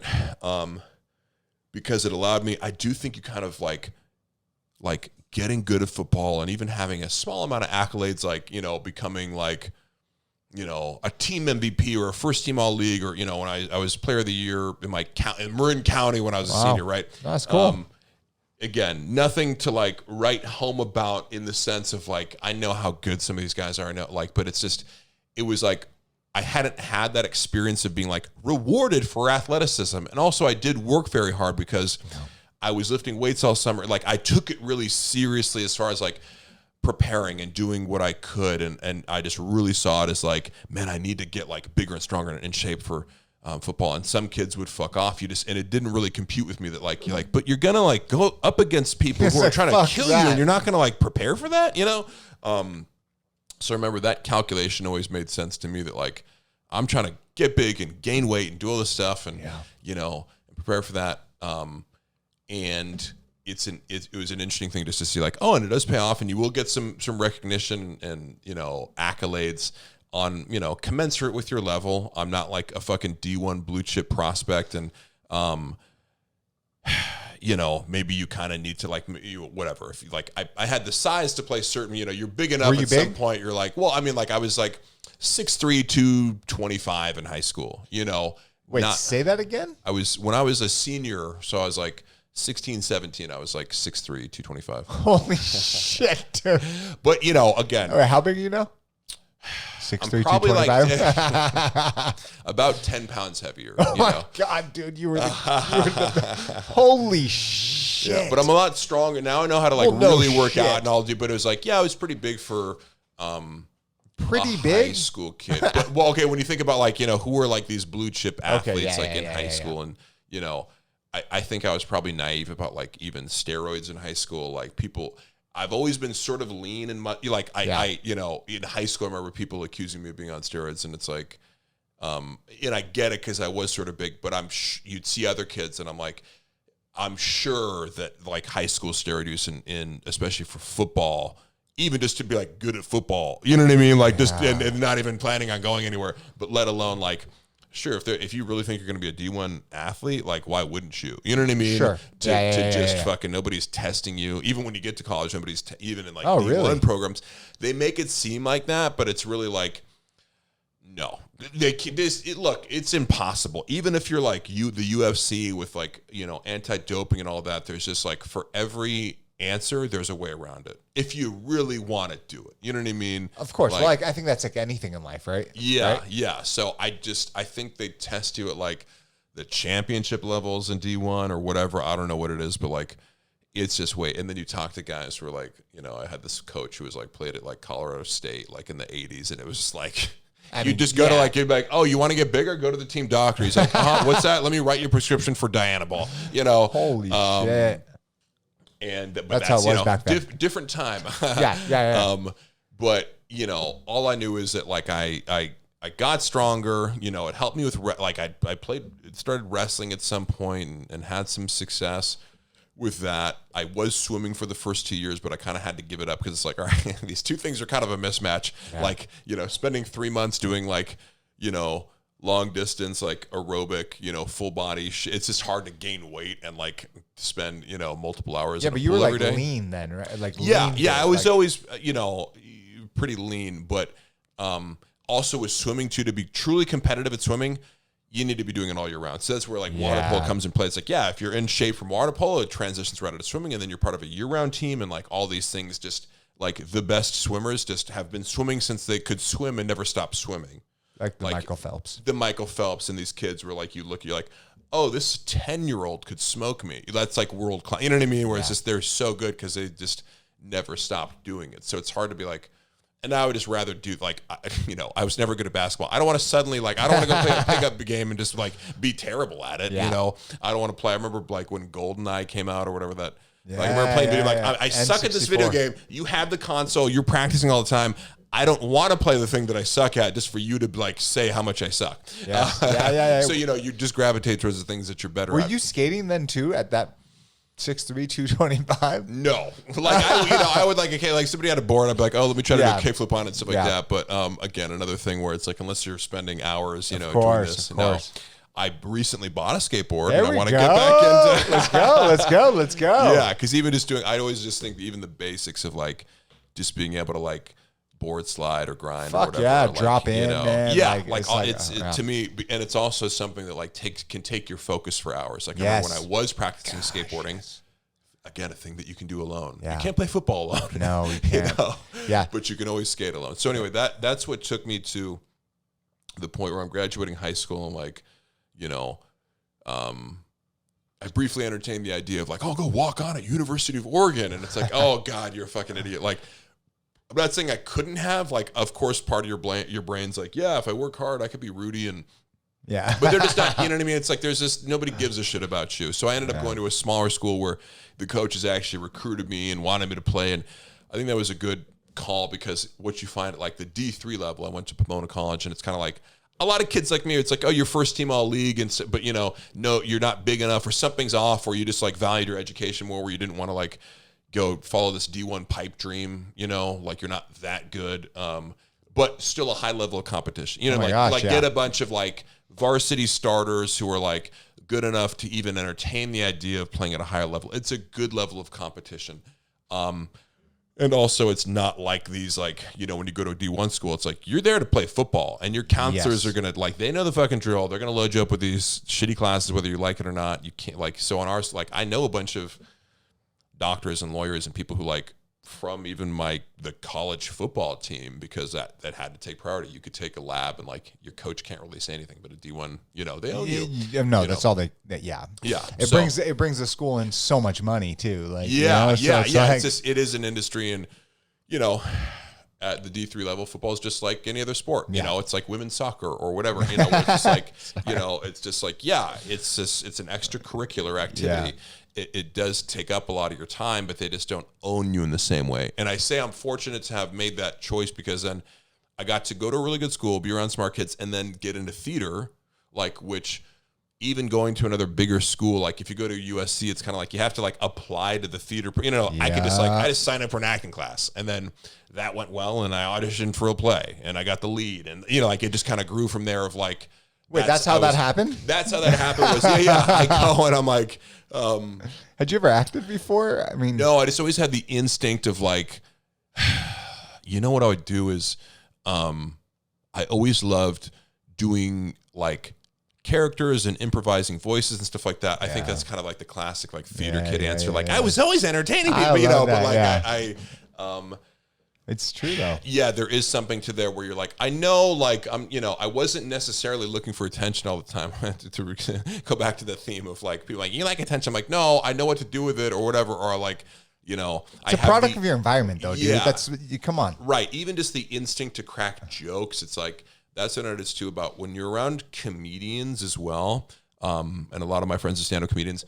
It's not necessarily that they're like, they need the attention on them. It's just like, they want to contribute to a funny environment. Yeah. So like they take turn, you know what I mean? It's like, you're going to funny. You're naturally going to try to one up the other person, but it's not out of like trying to diminish the other person's shine. Like comedians, for example, are people who are often the most like, they're quickest to laugh at something. They don't, you know what I mean? It's almost like sometimes you're around people who are like, they're super judgmental and like laugh oriented, but they think that they know comedy, or like, you're just not funny. And it's like weird, because I know like 5 professional comedians who think I'm hilarious, or whatever it is. It's like, of course, comedians aren't the ones who are reserved with laughter, because they love to laugh. Yes. They want you to be funny, and then they're going to be funny, and they want to be around people who like perceive humor, because they perceive funny things, and it's not a contest of like it doesn't make you funnier to not laugh at other people. Yeah. So anyway,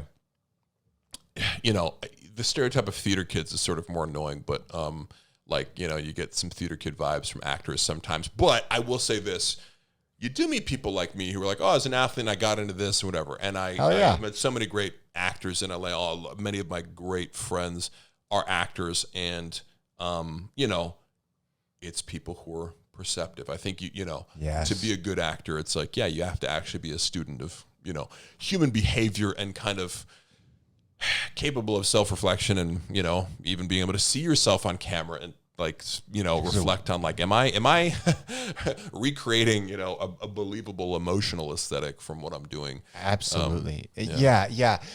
For you though, I want to bring it back, because you said you auditioned and you got the lead role. Yeah. So up until that point, right? Yeah. You're the fucking jock, right? That's you. You're the 6'3", 225 fucking just. I know, and I'm always like, I don't mean to gloss over it, but I'm like, because I always feel like it's like a High School Musical cliche. It's like, and here comes a jock dude. But that's how I felt at the time. I very much, and like, other people perceive it like American Pie, you know? Right. Yeah. There is something to that, but it was earnest for me that it's like, it'd been something that was on my mind for a long time, but I do remember, you know, getting even the cliche pushback of like, who's this guy? He's just a jock. Like, I'm not saying that happened to my face, but like, I'd almost like that's what they thought. Hear from my friends like that people would say stuff like that, or I got the lead role that I got in a play was for this very serious drama called Bent about like the homosexual experience in the Holocaust, and it was like it's like about like yeah. The guy who wrote it, because your perception of the Holocaust is like, okay, obviously Jews being round up and killed was the main narrative, but there's other groups of people, Egyptians, right? The gypsies, the political dissidents, and the gays were apparently treated the worst out of everyone. Like you were like in the concentration camp, the lowest of the low, and you wore like a pink triangle to signify that, and the yellow star was for Jews. So the guy who's the main character of the play is actually a closeted homosexual. So like that worked for like I know I auditioned for this and like it was like this long versus like a film audition where it's like you go in and you deliver the thing and then you're kind of like out and they'll do a callback. This was like I had to go through like every permutation of other person because you're like partnered with like one guy for the first act, like his lover, and then he gets killed like as they like are being transported to the concentration camp, and then like he meets another guy there. It's a 2-act play where it's like they're running from the the Stasi, and then they like in the concentration camp, and this guy forms a new relationship with this guy.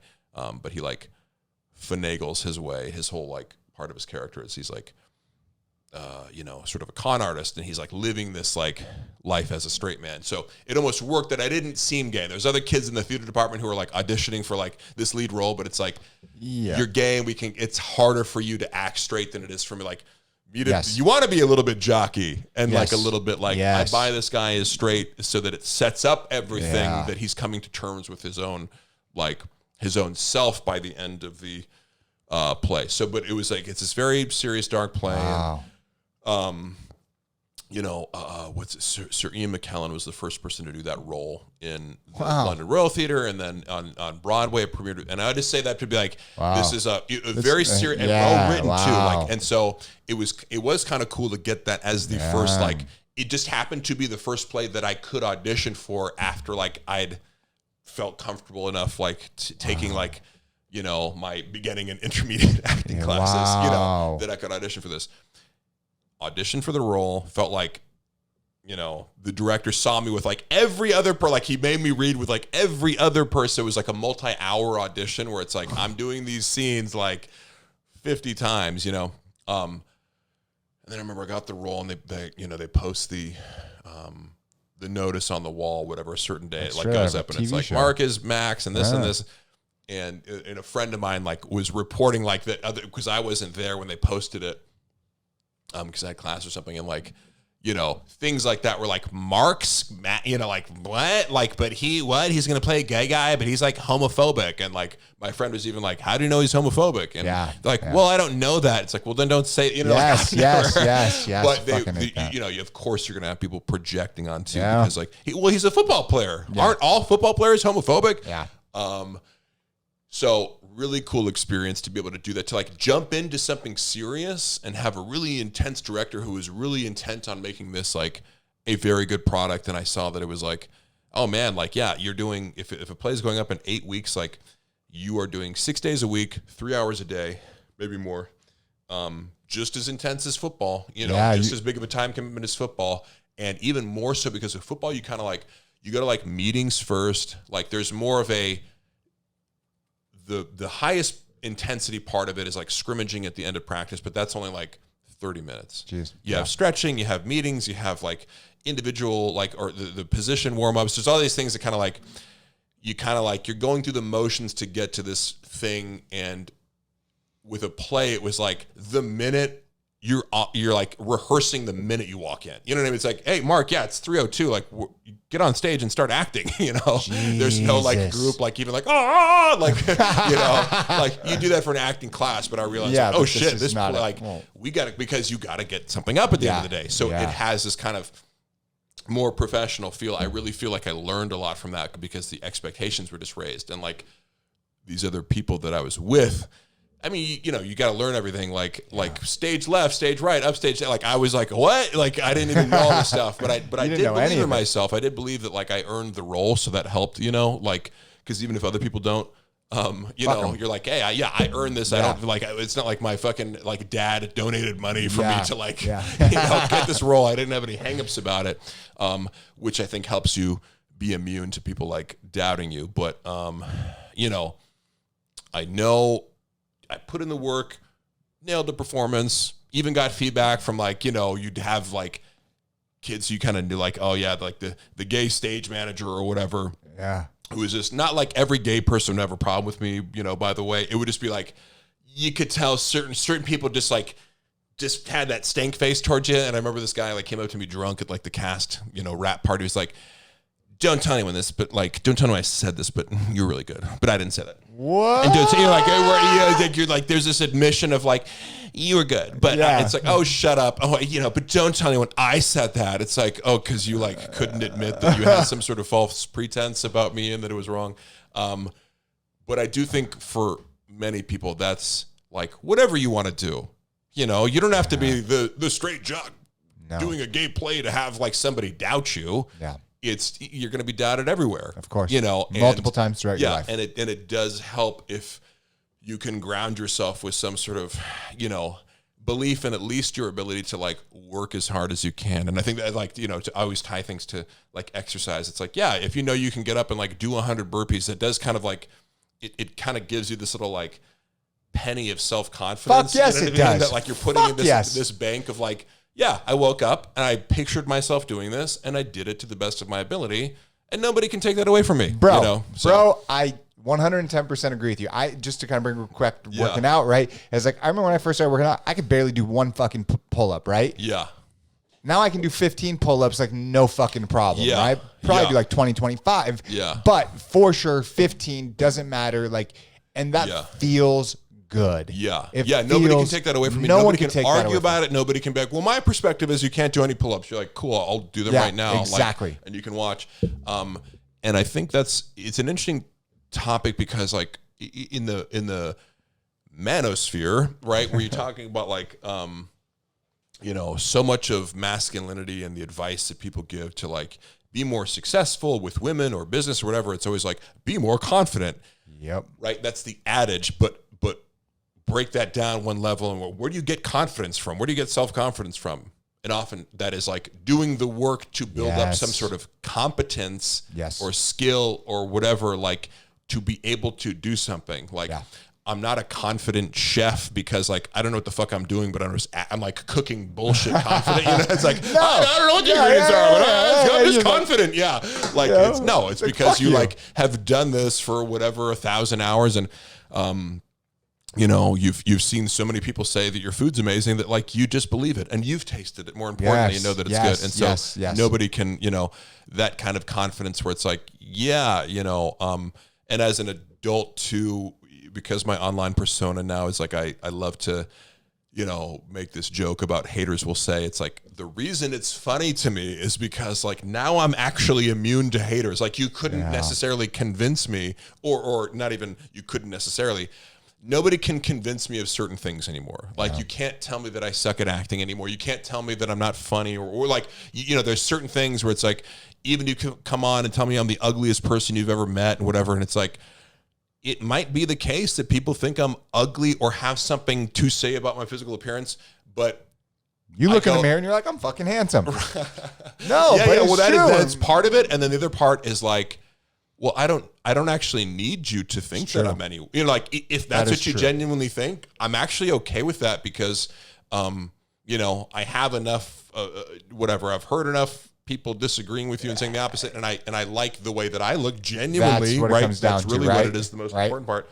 And then I guess the what you think, right? The third level of it is you start to see the pattern of like, when was the last like really successful, good-looking person who came on your page and said you're ugly? Usually that's not the case for some reason. Usually the most simple principle of psychological projection is such a catch-all for especially hatred on the internet, because look, people don't come up and try to talk shit to me in real life. No, like are never, you fucking ever. kidding me?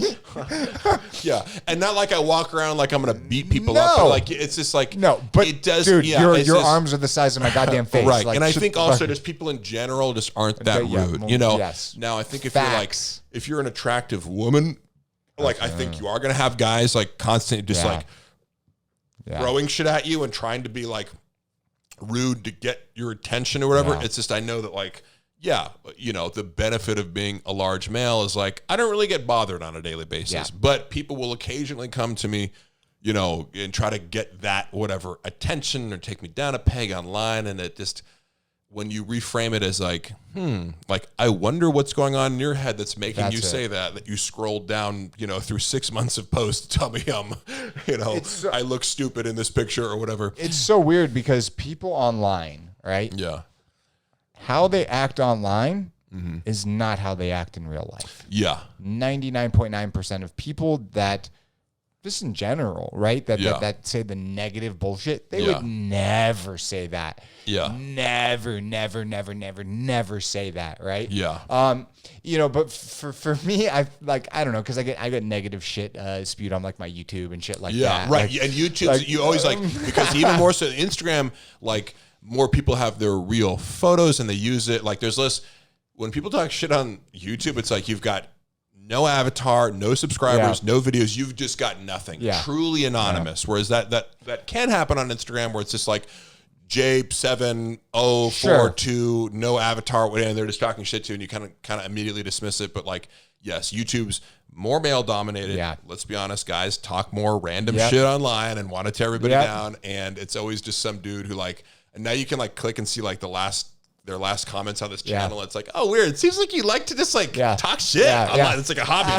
But I don't know, man. Like I just find comedy in it, dude. Like I don't know. I'll just be like cracking up. I'll be cracking up and I just like read it to my wife or my friends or whatever. Some of the negative shit. And just fucking laughing my goddamn ass off. And it's nice to be at that place because I can't necessarily say that when I was younger that wouldn't have bothered. Like it does take a genuine reframing and a genuine confidence and even a genuine like understanding of your own psychology to realize like, oh yes, I've projected before, or like, you know, I'm mad at this person or accuse them of being something that I really fear that I am that thing that I'm telling other people. And then you start to witness it in real life. You're like, oh, you're calling me the thing that you're acting like. You know, you see this principle play over and over again and you see how you know, typically when people go out of their way to try to bring, now sometimes you can have a legitimate critique, you know, for sure, like that, but I'm putting that in the separate category, which I think is reasonable. Then you know, people who I think have a pattern of, you know, going online from behind a cloak of anonymity and saying negative things that seem to be like out of, because even like, you know, it'll be like, man, everyone's kind of like seems to, you know, you'll do my podcast with like on Chappelle's page. Yeah. Feedback generally positive. And then I remember I saw a comment that was like, man, this guy's ego is just out of control. I'm like, you know, you almost want to be like, what? Can you be more specific? Like, but I'm not going to engage with that. You know? Of course. But it's just like, that's okay because I see that like, that just isn't the consensus. And that's okay. You can have that and you can, you know, have your negative whatever it's, but I can kind of rest assured that it's something going on up here that, you know, puts you out of touch with a more common shared perspective. Absolutely. You know? Yeah, if I was younger and read some of the things that I sometimes read, it might have affected me differently. Yeah. But I don't know. I didn't know this one with, I had Tom O'Neill who wrote CIA, Charles Manson, Secret History of the 60s. Dude, he was on Rogan. I fucking love that book. Yeah, oh my God. That is a mind Tom's fucking book. He's great dude. And it was like a clip talking about like torture and pretty much like the dude said, like, listen to me is more, you know, like worse torture than like the CIA does. And he said it really like, it was fucking funny. And I just can't remember what the hell it was, right? Yeah. But very hyperbolic. Yes, absolutely. You're saying listening to you is like a worse form of torture. Was it you? Did you write it? Did it go something like this? I believe it was 3 sentences actually. I think that's what it was. Setup. Yes. But that's it, right? And I just laugh. I still laugh to this fucking day. But it is what it is. All right. Yeah. So because I want to bring it back, right? And before we do that, right? Yeah. I'm going to take a piss. Okay.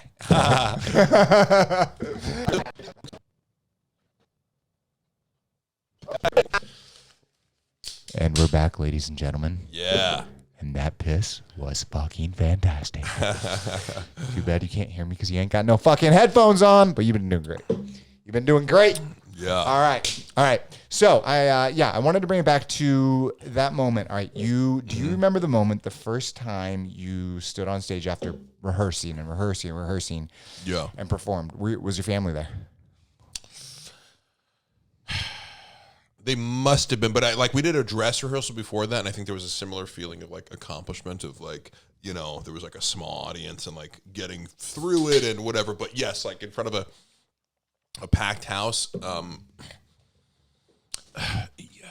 Okay, because I've had nightmares since like that experience that I'm just gonna contrast like that. I think this is like a metaphor for anything that you're like when preparation meets opportunity, etc., where you're in the moment and you're doing something that you just have down pat. Like, you know, I've done the play so many times and like all the blocking was automatic and like I was just so confident with this thing that's ultimately going to last like 2 hours and it's on me the whole time as the lead of the play, where it's just, you know, there is more pressure on you and, you know, an interesting experience to have like the first time you're doing a play to be the lead for like a long series play, whatever. It does feel electric to like go out and feel confident and to know like the contours of, you know, the emotional landscape that you like can picture, whatever, you know what they are, but you're like, you know that you're leading the audience through this. You know what they're supposed to feel and that you're delivering that. There is something really cool and electric to that. And I just brought up this nightmare thing because I've had like nightmares since then of like doing a play where I'm like, oh shit, like I just got the script or I don't have the lines memorized. And like the anxiety that you feel is this different thing of like when you're not prepared, how terrifying that can be. Yes. Or when the because I'm also fine improvising, but it's like when, you know, it's like you didn't study for the test or whatever it is, like that nightmare feeling, that I've, you know, it can manifest in dreams in a lot of ways. Like I'll have a recurring one where it's like, oh shit, like I'm in college and I haven't gone to this one class all semester. I did sign up for that stupid business class or that, you know, whatever the fuck math it is. class is, and now I can't graduate. Like that's a recurring theme where it's like either forgetting something or you're unprepared. Like you're about to go on stage and you're like, I know I'm the lead of this play or something, and like, but I'm like, this is the play, and I do not know the words to it. And let me go to the bathroom real quick. Let me look over this, you know, like 100 pages of script to memorize it. And I just bring that up to be like, I know what the, you know, like the opposite feeling of that and the terror and the sweats and the, you know, anxiety that you'd feel versus like, you know, I do think you're drawn towards certain things like that kind of like fit your need for like nervous system excitement, right? Where it's like, I know I'm not like, I don't need the excitement of climbing El Capitan like without a rope. You know what I mean? Like that's too much for me. Okay. I don't need that. But I remember feeling like this is the right amount of stimulus, you know, this is the right amount of like, I'm riding that wave. You know what I mean? Like I could, like, it requires all my focus to pull off and I could very much fuck this up. But if I'm fully focused and in the moment, then I will nail it and it'll be, you know, like, but it's like a similar feeling to like when you're in the zone cooking something where you're like I could burn this at any moment. I'm going to come back here and I know if I don't like grab this and come back in these 2 seconds or do this thing, like, you know, I am drawn to certain kinds of balancing acts. And I think that like, you know, when you meet other people like who are actors, you kind of get this sense of like, we're in this range of stimulation where the same kinds of things stimulate us, or, you know, I do think with people like, you know, to use Jake Paul as an example, where it's like, you know, or criminals, it's like, maybe a lot of things are boring to them where it's like, they need a different kind of stimulation to, you know, to really amp themselves up, or even a guy like Conor McGregor where it's like, I don't know how I would respond to like, 50,000 people watching me, go against another man my size who literally like wants to break my face. Every guy kind of like thinks that they'd be able to handle that, but it's another thing to like just literally eat that pressure and be like, ultra competent at that, a different level of stimulation. But, and then other people who are like, it's just so much smaller for them. You meet people who are like, whether it's like more introverted or more neurotic, where it's like their perfect level of stimulation is just lower on that spectrum to like excite them. And because if you took them to this, it would be too exciting. Yes. And then it crosses over the peak into nervousness. And I do think that's something I think about because of, I remember reading this book that was actually like, it's a professor at one of the colleges that was like in this little system of, did I accidentally hit something? I hope not. I heard like a little ding. No, okay. I think it's that, but you're good. Nice. This guy with like a Czech last name that has more consonants than vowels, so I'm not gonna.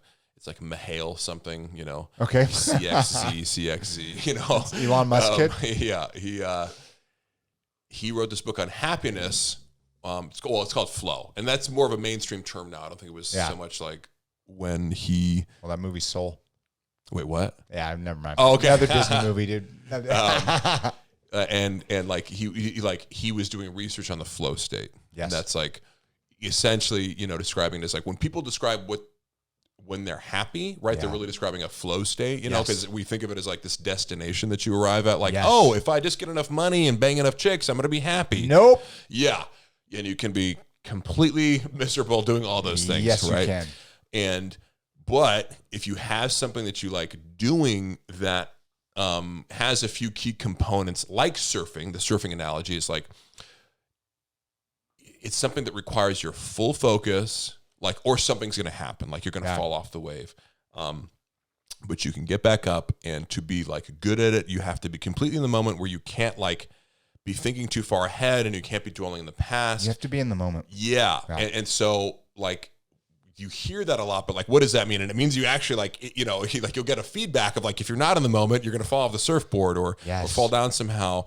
Or even if you're like, they talk to a guy who's like, on the assembly line making cars, and it's like, he can do his little thing. Like he's gotten so good at this thing, but then when you stall out, when you're like, I can't do this part in less than 10 seconds, or like, it's kind of frustrating and you can't continue on that upward trajectory. So really, the activities are like, if I can keep leveling up and getting it where my like competency increases, and then there's a matching challenge for me, that's where I actually feel happy. And so I remember like that was probably a moment of actual like flow happiness where I'm like, watch the movie Soul, but it's a Disney Pixar movie. It just came out. It's literally about the flow. It is that I mean, there's more things about, but it is about finding your flow and what the flow really is. Interesting, right? For him, he was like a jazz musician. Yeah, or something like that, well, that's another great example of like what's something that you can forever get better at. Yeah, is like jazz music, or like playing something, or especially like improv, because it's even beyond. It's like you do have to be in this flow state. You have to be in that flow state in order to, play any instrument well, but then specifically to like improvise in a jazz context. A like comedian, a fucking podcaster, a skateboarder. Yeah. Like, I mean, it doesn't matter what you are, whatever that creative thing is for you. It could be that dude that does that one little thing on the assembly line, right?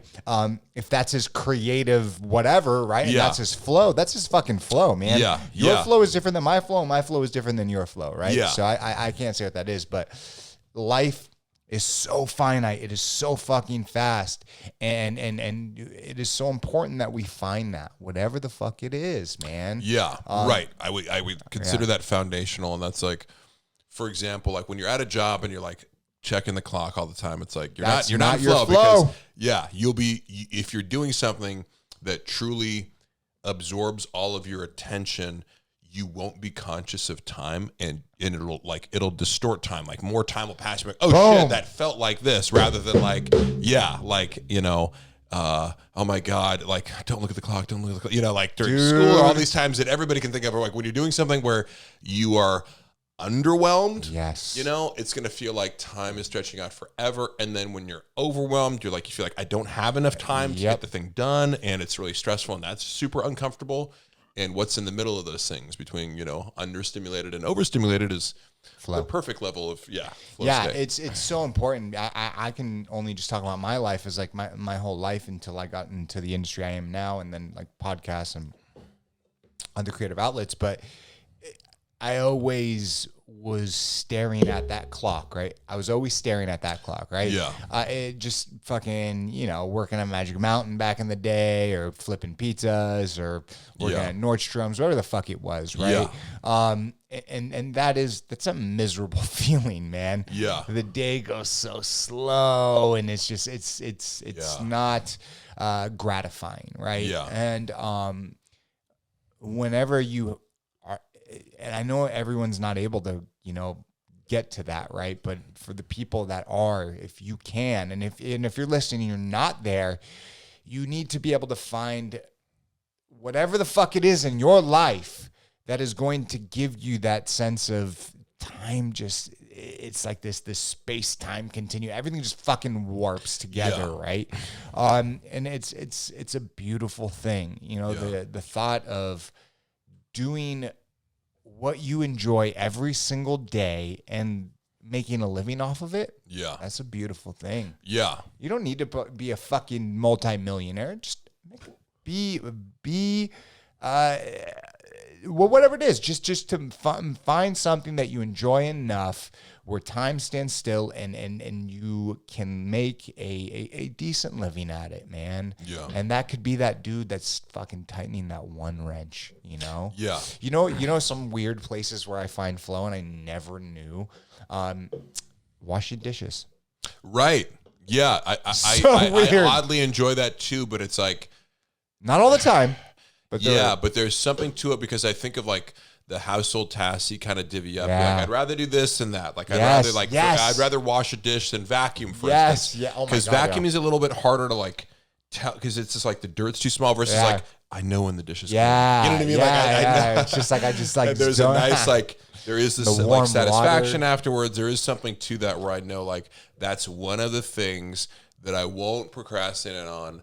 That just feels a little bit like I could do this. Like there's something at the end that makes me feel good. No, that does not mean I would do that for a living, right? No. Right. But you can look at different things in your life, right? Yeah. And find a sense of flow, right? Some things make sense and some things don't, right?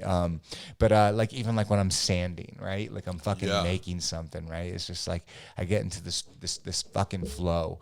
And I do that every single day, not sand at work, but like I get into a flow at work. When I do these podcasts, like I swear, like, I mean, dude, we've been going for 2 hours, right? And it's felt like 2 minutes. Maybe to me, maybe to you, it's felt like, pulling teeth. I don't fucking know. But no, not at all. No, but yeah, whatever it is. All right. So, it is important that you watch that movie Soul. Yeah. Right. And, all right, let's bring it back. Right. So you wrap up that, it's called Bent. Yes. Right. So you wrap that up, right? You did it for how many weeks? 8, or was that the time? That was the rehearsal time, and then we did it for a few weekends. Okay. And you were how old? Must have been 20. 20. Yeah. All right. So from that point on, right? That's when the itch started, right? Yeah. Okay. Yeah. So what happened next? And so I did a couple more plays, continued to take classes, kind of got out of college. Like for a time, I was like, I'm going to do an MFA in theater, and actually like. I let people talk me out of that. And I don't think that was the worst thing in the world, but like I wanted to like continue my education in theater. But again, you have these like naysayers who are like, don't do that. That's going to be a waste of time. And now it could very well have been. But from there, I went on to, I moved back in with my parents. At the time, I felt like, I'm such a failure because I'm not like working in finance or like going to law school. You're around all these impressive people who are like doing something now. In retrospect, it was such a valuable time. I got a job like doing like teaching assisting with special needs kids. I was like coaching football after school. I was giving myself an education in screenwriting.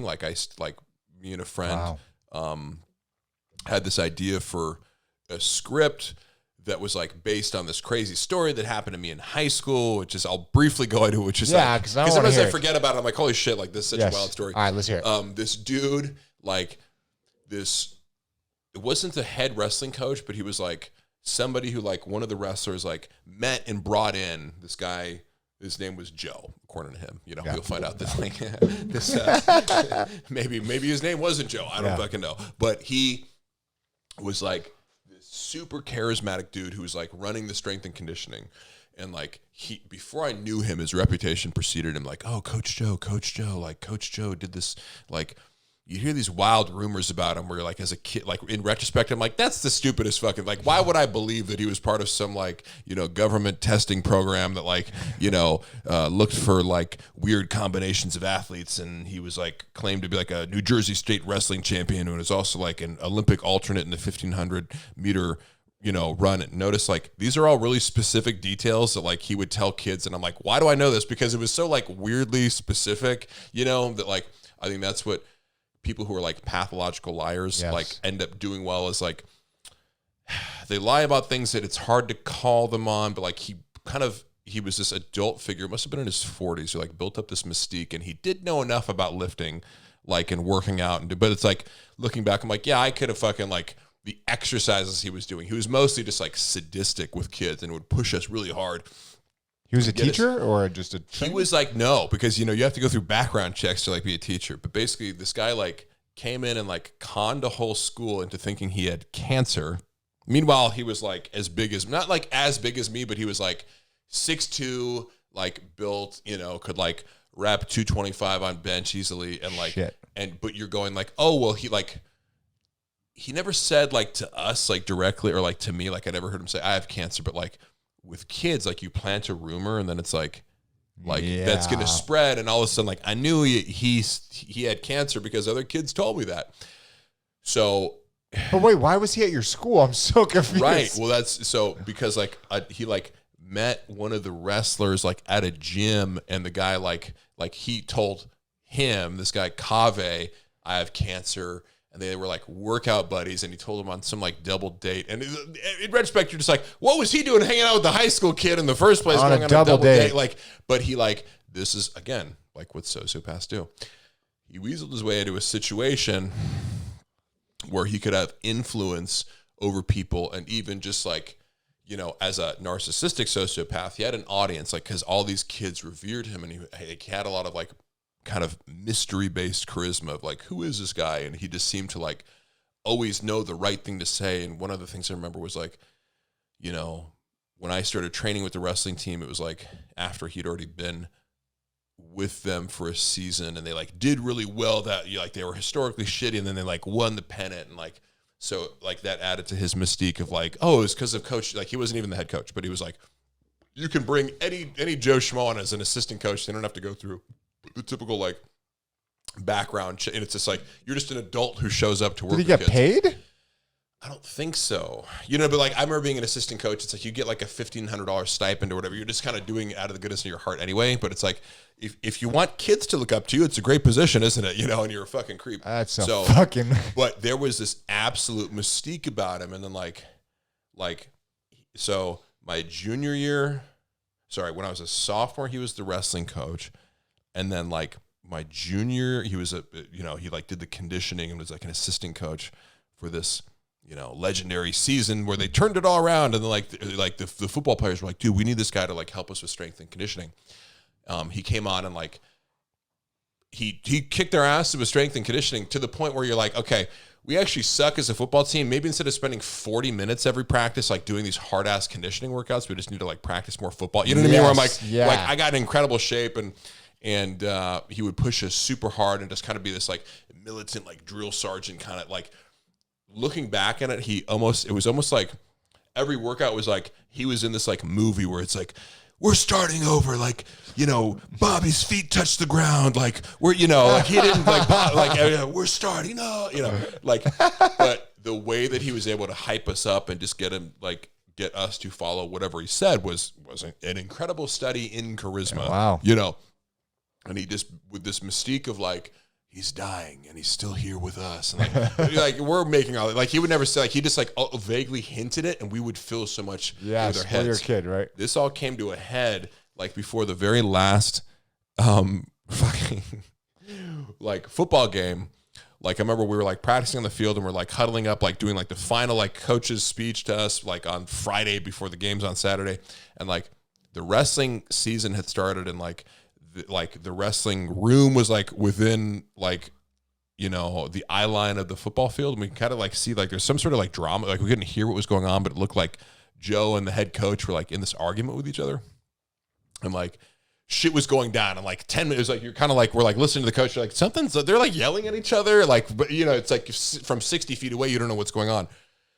And you got a lot of questions. You're like, what? And now Joe's over there, like sitting down like this against a wall. And like, there's like, he's going, you know, the head coach is like running over to the payphone and this and that. Like, what the fuck? And then we find out, like it was all like, dude, what's going on? And one of the players on the team was like, I was like at the payphone and like the head coach could like pushes me out of the way to like call the cops and be like, like I have to report like a child predator, you know. So this guy like basically had sex with like the one female wrestler on the team and like took her to like somehow he was entrusted to like chaperone her to some like women's national tournament in Minnesota, and they'd been having like a secret relationship, and he like, you know, had sex with her. Oh my God. And he's like a 40-something-year-old dude. Now, like how it came out was Mike actually put together the head coach that he was like, this dude's kind of, before knowing about the girl stuff, he was like, I feel like this dude's full of shit and I need to like pull the plug on this. So what the argument we were witnessing was he was like, hey man, like, I think it's best if we part ways, because there was kind of like, he could tell that like Joe was trying to get this like power struggle thing going on where he was like trying to take over kind of and be like the head coach, you know?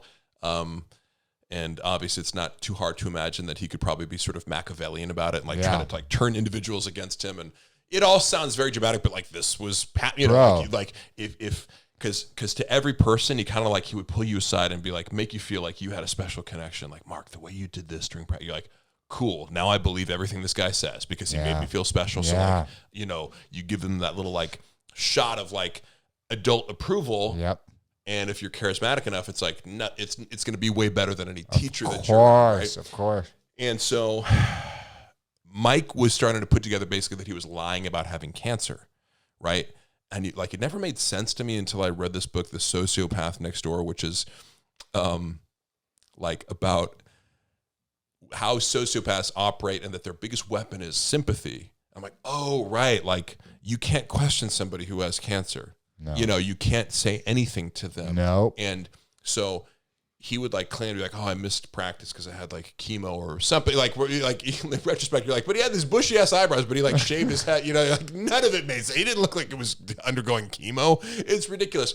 But it's also the power of like suggestion and kind of manipulation that like, you know, any cult leader has, is like they're making you suspend your your belief, or you suspend your disbelief. Yeah, you just throw it out the window, all your critical thinking capacities, because you'd rather believe in this sort of like mythology of this person. So before he knew about the chick, he was like, you know, he said he's going blind in this eye, and then I saw him driving, and he like looked over his, you know, his left, like he was putting together these little things, and maybe even talk to somebody who was like from another city who like ran into, he's like, oh yeah, like Joe, like he did the same act, like in a, you know, kind of like, oh, he's been through this town before, like what, like something like, and I wish I knew the specifics on it, but basically he met somebody who like Joe played before. It was like, oh yeah, he's dying in 3 months or whatever, you know, like sure, that was last year, you know, weird. He seems to be dying, you know, 3 months from now a lot around the Bay Area,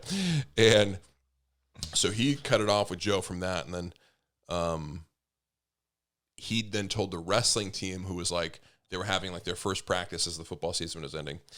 He announces this to the team. He's like, look, guys, I don't want to get into it, or you know, me and Joe Joe's not going to be back. He just left it at that kind of, and everyone's like, it's like, you guys have a run to do, but if you don't want to go, I understand.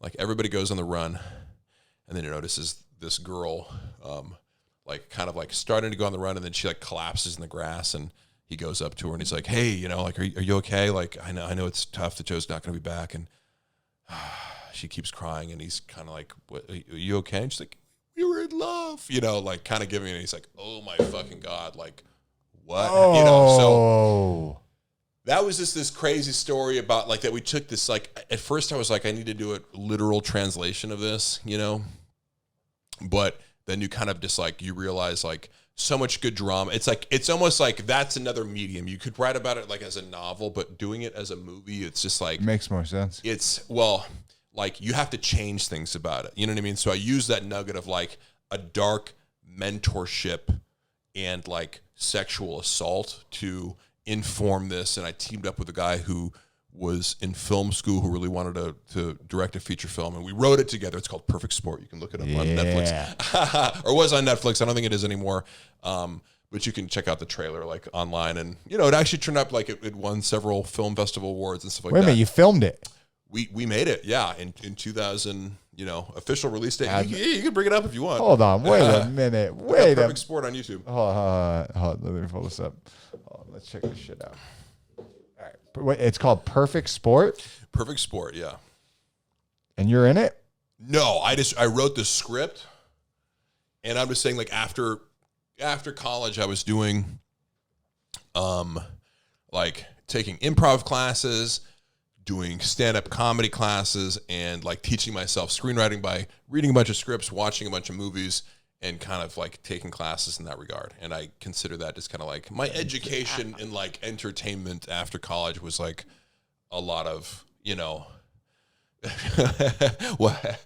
No, I'm just like blown away. I was expecting this story, and then I didn't expect it to be a fucking movie. Yeah. Now I'm gonna watch it. Hold on, can we watch it real quick? Yes, you just click on that first trailer there.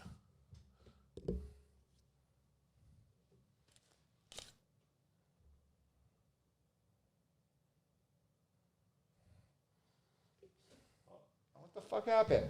And so again, there's, I don't know, it was playing.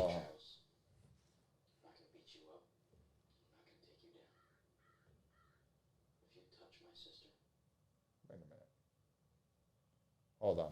We're going to watch this real quick. And just with the caveat of like, this is taking that, the final story is almost nothing to do with that. It's just like, you see how you have an idea for something from real life, and it goes through several cycles of like. So many iterations, just so many, yeah, that it's almost like you wouldn't recognize it as a story, but it's just, it became something new, you know. I'm not going to fight you, Travis. I'm not going to beat you Holy up. shit. I'm not going to take you down. If you touch my sister... Were you there with the filming, or...? Just touch her. In the movie, he says, I'm going to fucking kill you. Oh, my gosh. So your sister's on the team, which you don't like. You've lost your varsity spot, which you really don't like. You need a coach who knows what he's doing. Have a seat. Wow. Open that top drawer on the right. Training hard is a risk because every How time was you it push putting this yourself together? harder Was than it- you did It was last difficult. time, And the you director eliminate is actually the star of the movie, You eliminate Tony O'Brien, right there. He was 22 at the time, so failure. it was a tremendous effort on his part to. Wait, what? Yeah, he was 22, Oh, my gosh. and he's Look at you. Look at you, Lee. him. Yeah, I know exactly that. Yeah. Wow. Maybe you should just go for a walk or something. I can't. I gotta go get a lift or something. Maybe you shouldn't spend so much time with Joe. Dude. Why couldn't you join in and listen to me? Why weren't you there for me? I tried to tell you. You gotta tell me what happened. You tell me what happened. Holy shit, dude.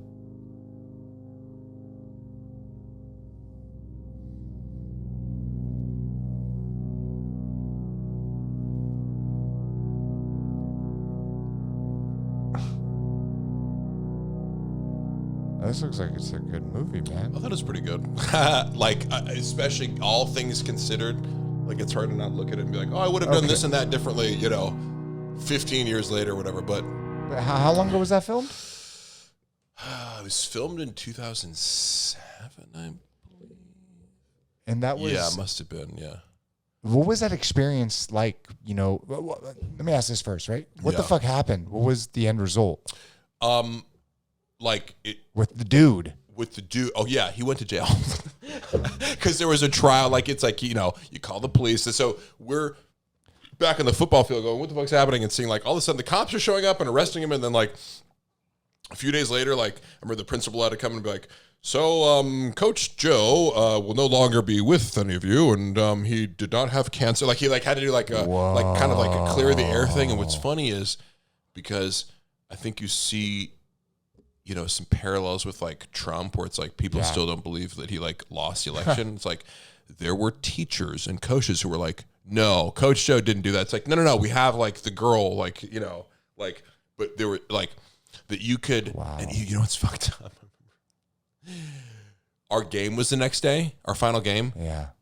The cops like questioned him and took him in or whatever. He must have got released, but like, he was with we didn't know what happened, and he was on the sideline with us. Like my pictures of like winning that final game our junior year, it's like Coach Joe was in all the fucking pictures. Wait a minute, wait. He got locked up and then got released? I remember the cops came. I don't know if they were like arrest, but like I remember he was questioned by the police. Like I don't know what happened. I don't think he got carried off, but I remember like seeing like the cops go up to him and he was like slumped like, yeah, against like the concession stand or something when there was no one. Like it was just after practice, so it was like the closed concession stand. But I just remember he walked like from the head coach, like probably just knowing like I'm fucked, and he was just like slumped over. And I remember like seeing the cop like go up to him and like, you know, because again, when you don't know any of those details, you're like, is he like okay? Is he like collapsed? Is he like, is it a cancer? It's a cancer thing, right? Yeah, exactly. So you're you're filling in all these details. You have no fucking idea what happened. And then, but in retrospect, you're like, and they let the dude like hang out with us still the next day. Like, you know, he was still on the sidelines. Like, man, he must have been tripping. Like, I mean, he knew he's fucked. He knew it. Yeah, he knew. I mean, why are you banging a fucking 17-year-old, 16-year-old chick? Yeah, like, what the fuck's wrong with you? There was a trial. You know, a lot of the wrestling team like showed up. It was just an interesting thing. Yeah, and like some of the like, so first of all, obviously the head coach and the assistant coaches like. Whatever he told them, you know, he played it off, and they believed it. They believed it, and then certain people, like, still, even after all that came out, they like stood by his side. It's just fucking wild, man. Even like, I'm sure they still believe the cancer thing too. Like, but it's just, to me, it's just the power of like influence and indoctrination, and like kind of like any cult. You know what I mean? Where like you can Trump, get, right? you have like a charismatic leader, and you just your reality is based on, you know, buying into this false reality that they've created. And that becomes so ingrained in your identity that it's like, to undo that, it's like you have to kind of like let go of your identity in a way that most people aren't prepared to. No. You know? No, it's a reality distortion field. You know? Right. Yeah. You know, so it was just so interesting to see that up close and see how like, oh my gosh. Yeah, you kind of like, it gave me this lesson in like, you know, when you meet people who are just like super charismatic, and they kind of like, not that you can't be like a truthful person and charismatic, but some people I feel like lead with their charisma. Of course. Like they're like you can tell like every interaction they're having, they're trying to like use their charisma as a weapon to kind of like lower this person's defenses and cultivate this air of like when you get the sense that somebody like wants people to say about them, wow, isn't Mark the most amazing guy? You know, it's almost like when you hear that too much, it's like, I'm suspicious because that means that guy wants you to think that. Of course. You know? Oh, my God. So how long did dude get hemmed up? Do you know? I forget, because I tried to look at, like, there must be some, like, freedom of information. I looked it up. I remember it was fucking online. Like, at some point I could look it up, and then I looked up, like, Marin IJ, Joe Lesnack, that was his name. Like, I couldn't find it anymore. Like, I was, like, recently, like, fascinated. I'm like, I wonder what, like, he's going on now, but... I mean, do you think it was a long time or just a little time, or? I know it was something significant. Like he got convicted. He got put away. Like it's statutory rape. You know what I mean? Like 5-10 years. Yeah. Like, maybe not like 5 to 10 years, but it was like over a year. You know what I mean? But look, I'm sure he was in there lying his ass off too. You know? Yeah, my God. That wrestling coach used to joke about like he'd be like, "What are you in for?" He's like, "Computer fraud." Like, you know. Wow. And was this like a? This must have been a huge thing at your fucking school, man. Right? Yeah. I mean, that's the thing is like this is a relatively small community, and it's just fucking wild, man. But I've always been drawn to stories like that. I love like con artists, and maybe because of that, I don't know. Like I can't say that I was like this fascinated beforehand, but I just of course it is. Come on. Yeah. As I'm hearing your story, I hear direct correlations to the human being you are today. Yeah. And all the podcasts that I do, right? Yeah. Hearing bits and pieces of a person's story, who they are, Yeah. right? When they're younger, right, is a direct correlation to who they are today. Now we can, throw the bad, the good, whatever out the window, right? Yeah. But these little things, right? You moving around, right? Trying to get these just make friends and be funny and do this and that. Yeah. Shows who you are today. It doesn't mean that you fucking are an egotistical maniac. No, but you just, man, it's a good feeling for people to just be nice to you, right? Like say nice things, right? Like you're a fucking liar if you say no. I don't like someone telling me that I look good today. Well, fuck you, dude. Like fuck off, man. Yeah. And some want it more, some want it less, right? But and then even like what you're saying right now is like what is it about you that really likes to dive deep into these stories? Yeah. Absolutely, dude. That is imprinted on your brain, man. Yeah. You were how old? At that time I was 16. Exactly. Yeah. Yeah. And so I would say I my fascination with highly like I always, it's almost like charisma now is a red flag, right? I go like when somebody is like makes me feel good, the second thing is like be wary of them. Yes. Like they can make you feel good. They made your brain tingle by by giving you a compliment or doing something where it's like you've experienced that before, and you'll meet some people where I'm like, I have had experiences where like I'm kind of the only person being like, I think this guy's kind of off, and everyone's always like, no, he's great. Like but I'm like, it's because he had that charisma effect on you, and people aren't always totally aware of like that. It often is a sign of if people are leading with that, it can mean other things. But I'm also just extremely fascinated with like con artists, pathological liars, and what that kind of correlates and like, because as a jokester, like I love the short-term joke, and maybe like, when you think of certain personality types, like I like to mislead people in the short term, and say something that I can like immediately reveal as false. You know what I mean? Like, just any sort of joke. Like I'll be in the gym with my friends and be like, can I tell you something? I don't like lifting weights at all. And it's just like, I want to mislead you for like 2 seconds to even like make you think that I have something serious to say. Yes. And I consider that like, so this is like this range that I like to mislead people on. And then you see that other people have this much longer range that they enjoy misleading people. Yeah, on. And then as you extend this out, it's like, oh, you're a con artist. Yeah, you're a fucking con artist, pathological, lying douchebag. Yes. Yeah, and also just how like certain people kind of like, you go, you're going to get caught. Like, where does this end? Yeah. Like, there is no good ending. You can't get away with this. You can't just lie. Like, when people, and this guy was like smart about certain things that he'd lie about, because it's like, it's hard to call you on cancer. It's hard to call you on like, I mean, he was making shit up out of like a superhero origin story, like literally being like, yeah, they used to like, I went through like Navy SEAL training, and then have me like on the treadmill like twice a week running till I passed. Like his like explanation for having cancer at a young age was that like he was essentially part of like a government testing program, like a fucking X-Men or something, Fuck? Right. And you're going like, in retrospect, this sounds crazy. At the time, to a 16-year-old or younger kids, you're like, But the thing is he got everyone else to believe it too. Right. So you can't say that you're stupid. It's just like he sold the shit out of it. But also his lies were harder to, right. His lies were harder to fact check. Sometimes people will be like, I remember a kid I went to school with was like, I got a 1550 on my SATs.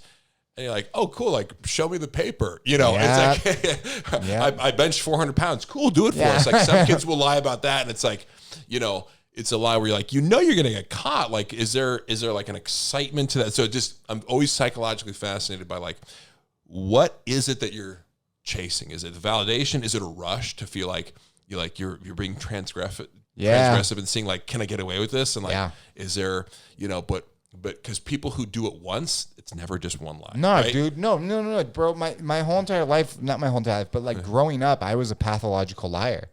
Definitely. And to the point, I remember being a kid and I was the troublemaker. I was the fucking druggie. I was the kid that the parents, you didn't want them hanging out with me, right? Yeah. Your kids, right? But I remember moving to this town, right? And because I was living in like Moore Park area, and I was like getting into like skateboarding and like punk rock music, and like I just wanted friends, and so like I remember like meeting some kids from school, and like we were talking about skateboarding. And I was like, oh yeah, I'm a sponsored skater. I wasn't a fucking skater. I could like barely fucking kickflip, right? Yeah. And so like I dragged that lie out so fucking far to the point where I was like, I was making these, I said, being a sponsored skater, you get this ID, right? And it allows you to get into any skate park for free. And like I showed him one and I made it, dude. Like I fucking like pro, dude. Like fucking Kinko's laminated it like fucking tits. It looked dope, right? And to the point where like I started making them for kids, right? And they would try to use them at skate parks. Right. Like, get the fuck out of here, right? Right. Funny thing is, I'm friends with a lot of them to this day, right? Yeah. And eventually they found out I was full of shit. That is an adolescent thing. Oh my right? God, yes. And so I guess maybe the better question is like, at what point do you grow out of that? And some people don't. No, of course. Right? Yeah. Because I look at that and go, yeah, of course. Like every kid exaggerates, and it's more like really younger in the spectrum. We're like, yeah, of course you do. But it's interesting to like, when you think about those times, because I can think back of like lying as a kid, and it's like, I guess it's just to impress people, right? That's all it was. That's literally all it was. I took it a step further because I was making fake IDs. I know that part of it is hilarious to me because you're like, because some people would just quit at that point. Like, you know what? No, I'm not going to let the haters win today. No. And that's how I've been my entire life. But now I got to a point where it's like, I was just like lying and bullshitting so much, and like even like to today, like not to today, like you'll catch yourself maybe like exaggerating. I'm like, no, bring that back, Brock, right? Yeah. And so like I have to constantly check myself because I believe that it's like in my DNA, it's like in my fucking family. Yeah. It's like it's just kind of bringing up whatever the fuck you want to call it, right? But when you're younger, you do stupid shit. As you get older, hopefully you start to figure it out and you don't do that stupid shit, right? Yeah. So, but it is tempting because like. It like you do see that they're like you can get a little quick hit of something of dopamine or whatever from lying. Yeah. It's like like to impress people, and I'm always like any comedian or performer or entertainer is like that is what we're chasing. Is like to like kind of I liken it to like a magician. It's like you want to have a magic trick. Yeah. Oh, look at this! Woo! Absolutely. And whether that's creating a laugh or like a kind of like awe reaction. That's most of the entertainer's instinct. Absolutely. Right? Absolutely. It's not necessarily to like other people have like an instinct to like, I want to like control or like seek power. And like, I find an affinity with like magicians and entertainers and these kind of people. They want to have some sort of magic trick, right? That inspires like you just a spontaneous reaction in other people. And that's like the shortcut to it. But I get, through maturity, you realize like, okay, this is not gonna, this is not a long-term strategy. I'm not sitting here making fucking fake some IDs. People literally don't grow out, so this guy was in his 40s. Yeah, fuck that. Or maybe early 50s and was just like, this is. I mean, he's banging little kids. Like, you want to like sit him down and be like, what?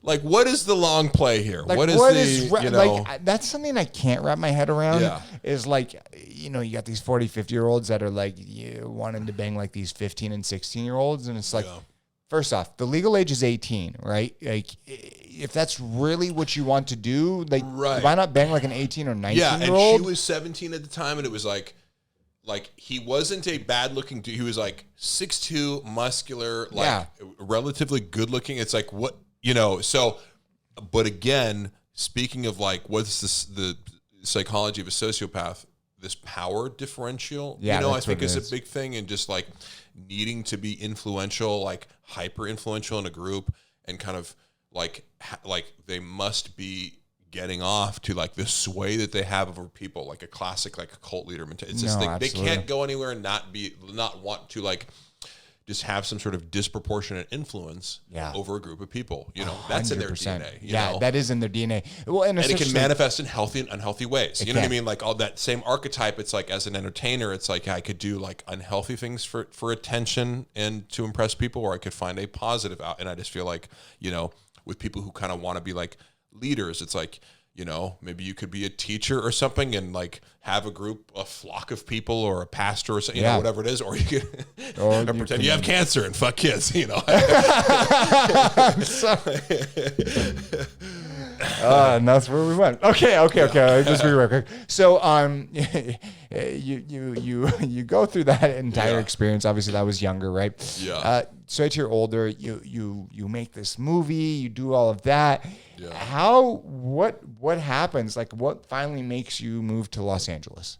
Well, I moved to LA after getting that movie made and being like, I want to continue to study screenwriting. I did like this. I applied for this professional program in screenwriting at UCLA.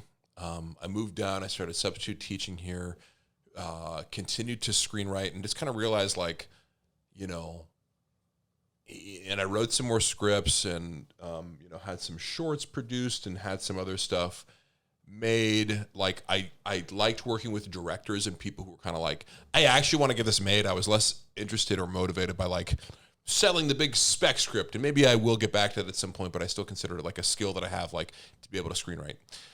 That is a great skill.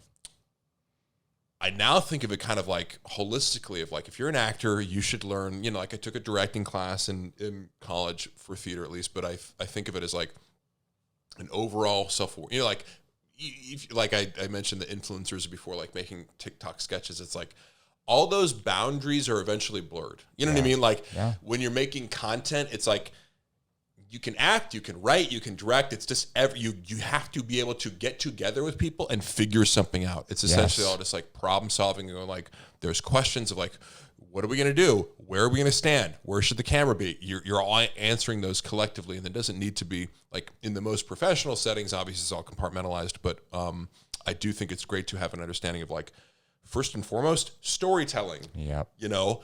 And you can be you're a cog in the wheel as an actor, but I do think it helps to have a holistic understanding of like this, you know, even just in your ability to like recognize a good script. Yeah. You know, so I continued to study screenwriting and then eventually got into like doing sketches with this sketch group, brevitytv.com, and we'd just be like on the weekends meeting up, and like they did actually have more of a compartmentalized, like there was a writers collective and they would like have these actors in the collective like audition for this, you know, so it actually kind of was like my first foray into like the professional process, and that's kind of what the leader of the group wanted it to be like, was like kind of mimicking like we're gonna audition and we're gonna write and we're gonna like get together once a week and do this, and it was kind of cool because that was like a first step into like auditioning. So I was doing those, and some of them came out really well, and like, you know, also you get to like practice acting on camera. You know, so because, you know, you do whatever, 50 of those, and all of a sudden you're like, oh, I can act on camera. And even just putting together like a reel from those, like, you know,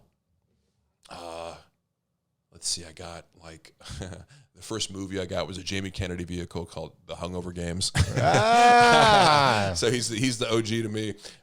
Jamie Kennedy. Yeah, he did this movie called The Hungover Games, which is actually pretty funny. Like, it's a parody. Well, I mean, it's like The Hunger Games meets The Hangover. Yeah. But it's like a parody of Hollywood because these guys, like, it's like the characters from The Hangover go into like the Hunger Games world, which is all occupied by like different camps of Hollywood. Like one camp is like, one district is like all Johnny Depp characters, you know? So it's like, you know, him playing like Tonto and him playing Willy Wonka and him playing. Wait, he played all the roles? No, like, but the different actors were playing like different Johnny Depp characters, and then actually Jamie Kennedy played Willy Wonka. He played multiple characters in the movie, and I saw them like, oh, this dude's really like he's actually a good character actor. And one of them was Willy Wonka. My role in it was Gay Thor. Okay, so I was like the villain of the movie. Yeah, and killing everybody, but like, you know, like a sassy gay, like, you just got North, you know, like throwing my hammer at people. And yeah, and from there, let's see, Like, but that was my first experience on like a multi-million-dollar, like, not a big budget movie, but it was like still legit, like multiple days of filming and like having around trailer and being like, hey man, this acting shit is pretty cool. Yeah. Somebody's coming to my trailer to ask what I want to eat. Yeah, I can get used to this. Yeah. But again, having had all the sketch, experience, I felt like, I was at a point where I felt like I could deliver the goods and do something funny, and also realizing like, the idea, like, because I remember walking in and seeing like a stack of like headshots, and it's all like model dudes, like buff, and I'm just like, I came in and just did my like little like, funny like sassy gay guy impression and got the job, and that was my first understanding of like, like big dudes aren't usually funny, like if you could do a little comedy as a big guy.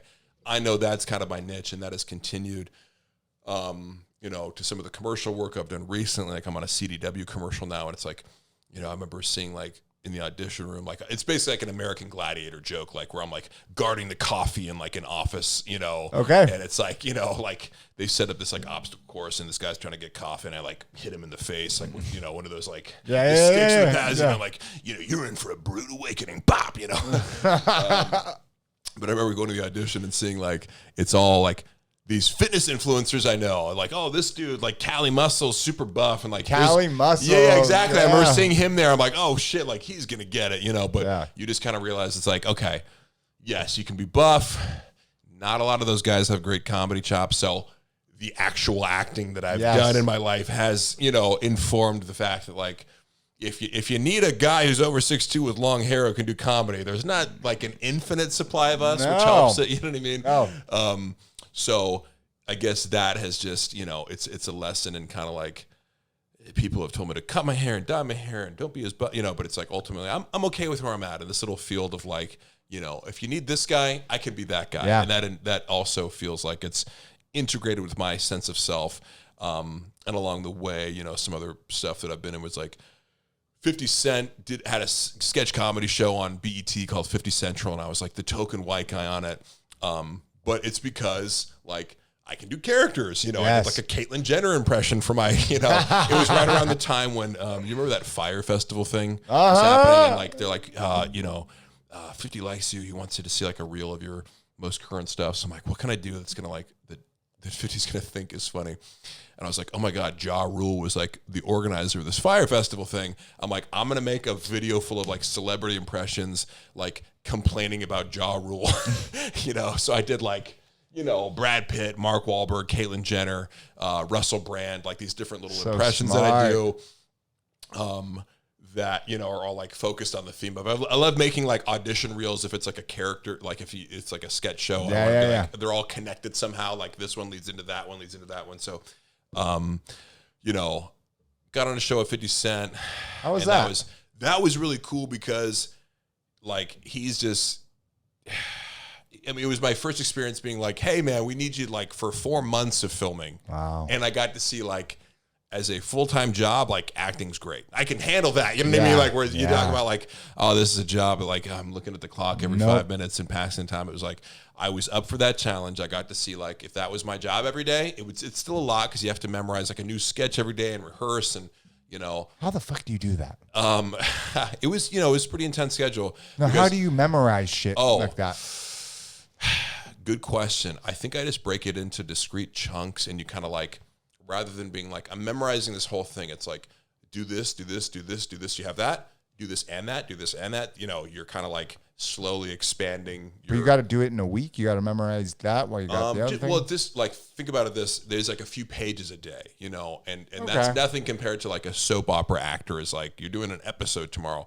But I do think, you have to find your own little hacks, and it really comes from like, you can't just read something till you memorize it. You have to like read it and then have somebody like play you have with to you. You have to like have somebody watch it as you like try to like lose the like tightrope or whatever. Like you have to like let go of the rail and be like, I'm picturing it rather than like just trying to read it.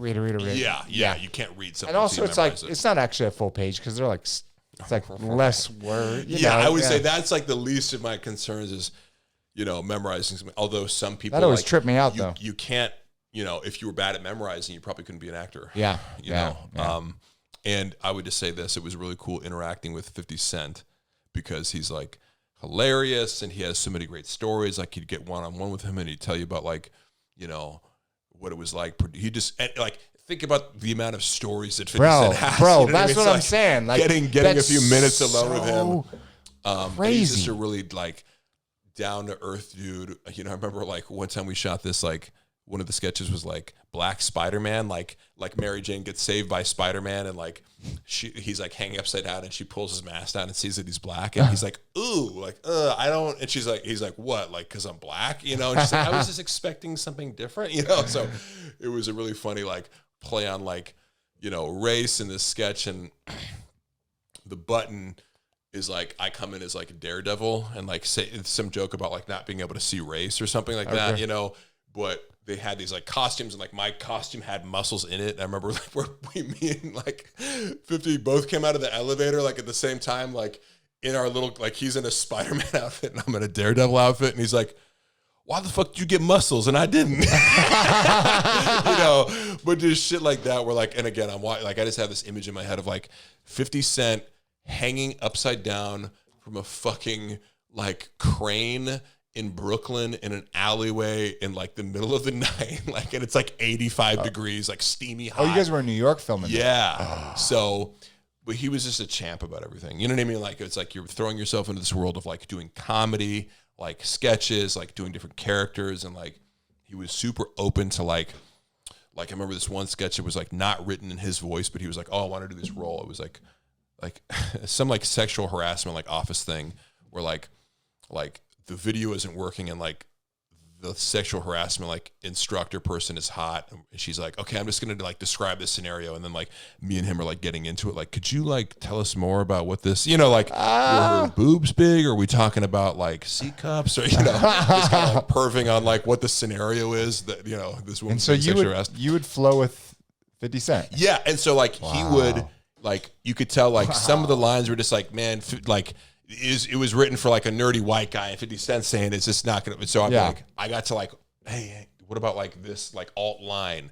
And he was super receptive to that because ultimately, like, you know, as a professional, he's just like, yeah, man, I want to fucking do what works. So it was just kind of cool to like, I'd get to like, again, use your storytelling and overall like situational awareness of like, you know, having directed and written, you can just be like, I'm an actor here, but I can see what needs to happen. And if I don't say something, you know, or like I remember another, like we did like this bank robbery sketch where it was like PC bank robbers were coming in, we're like, you know, everybody on your knees, like, tell me your preferred pronoun, like, you know, you know, and there was just something that was like messing, like you just have to, like, sometimes you just have to figure out like the blocking of like, all right, we're bursting through this door and like he's holding up the security guard and I'm doing this, and it just wasn't working as is. And I'm like, hey, what needs to happen is like, I need to go to the security guard, you know, like, but if I told 50 that, then he would tell the director, you know, like he would be like, he was just very open to like, what's best, what's going to make this work. Yes. You fuck the hierarchy of like, I don't give a, because sometimes you're self-conscious as an actor to be like, of course, hey director, like you're not seeing the blocking that needs to happen, but they're focused on a million different things sometimes. So it was just a really cool experience that like, you know, when was this? This was in 2017. You know, not that long ago. Dude. Not that long ago, yeah. And just a great opportunity because I've, you know, we did a bunch of sketches that like, my favorite one is probably this another cast member, Jasmine Brown, who's like just insanely funny and charismatic and talented. We did this, like I would dress up as a woman, and the character is Marquisha, and I'm kind of just doing like a, you know, like basic like LA bitch, and, like who thinks she's really hot, and could you like stop staring at me, you know, like, and then the boyfriend was this character that she did called Reggie, who's basically like this like ugly like mechanic, you know, but it's like super possessive over me, and it's like a sketch with him where like Reggie comes in and thinks 50 Cent's hitting on me at this bar, but like I'm really, you know, like, and just like, oh, trying to like fight it. It's like, you know, even if I just had that one sketch, I'd be like, this is so fucking cool that I'm like, that's playing a girl, 50 Cent's over here, like playing the straight man, Jasmine Brown, this like beautiful actress is like you would never recognize her, you know, because again, it's just like she's willing to make herself super fucking ugly and disgusting looking for the sake of this comedy, and just doing a character that you just would have no idea was her. So I look back at that, I'm like, yeah, we made some, you know, really good sketches out of that. And yeah, you did, dude. Yeah. Like that's the experience alone, right? Yeah. Like when you look back, right, at your life and, you know, it's time to fucking punch out, dude, right? Yeah. Like you fucking did that, man. Yeah. You got to do sketch comedy with fucking 50 Cent. Yeah, it's like, pretty that's wild. So Yeah, cool, yeah. right? It was just really, really cool to have that experience and to see how everyone reacted to, like, wherever he goes. Like, it's just people, celebrities at that level. It's just like people just gravitate. You know, you can be right here. It's just like people will just slowly make their way like over to wherever you're at. You know, to either give you free shit or just like in a subtle way, just kind of like, you know, they want to be where you're standing. They want to listen to you. It was just really interesting to see that happen in real life and see how he dealt with that, you know, and that he was always gracious to everybody and like, you know, never came off like a diva or whatever, and is ultimately like willing to laugh at himself and, you know, and just make just put himself, make himself vulnerable, right? Yeah, right? yeah. Because he's a fucking rapper, right? Yeah, like it's not his element. You know what I mean? Like comedy's hard, and if No. you're not a comedic, like if you're not a professional in that field, it's timing, man, that's fucking hard. Yeah, yeah, and just even like acting, delivering lines, Yes. doing different characters every day, like not being, because a lot of times in Hollywood, you're kind of like, you know, it's like, oh, cool, we'll cast 50 Cent as like a thug or something, you know, where it's like, it's not a stretch because that's the safest bet. That's like who you know? he is, right? Yeah, Or- so then the moment you're going outside of that, it's like, well, now you're doing character work. Absolutely. You know? Absolutely. So up until that point, right? yeah. You go through that, right? Do you remember like booking that gig, like and telling your folks? Yes, that was really exciting because it was at a point where I'm like, you know, I remember I was like, the reel that I put together to get it was like, I was working like a food prep job like overnight. Then for the same company, like it was a separate job, but I was like delivering food in the morning. I'm like, let me get some extra cash by like delivering these, like, it's like one of these like gourmet like food things. It's like, we'll deliver meals to you. So I was like prepping that food, then driving around, delivering it, then doing like extra like background work. So it was like between like 3 different shifts. And I'm like, I have 3 hours, I haven't slept, and I have to like record this reel. So like I got like a selfie stick and like cranked out these characters and submitted it. And, you know, it was kind of like a soft, like, hey, like, we think you're going to get this. Like I heard back from the casting director, who was like a, you know, somebody who I trusted because she'd pushed me for like other stuff before.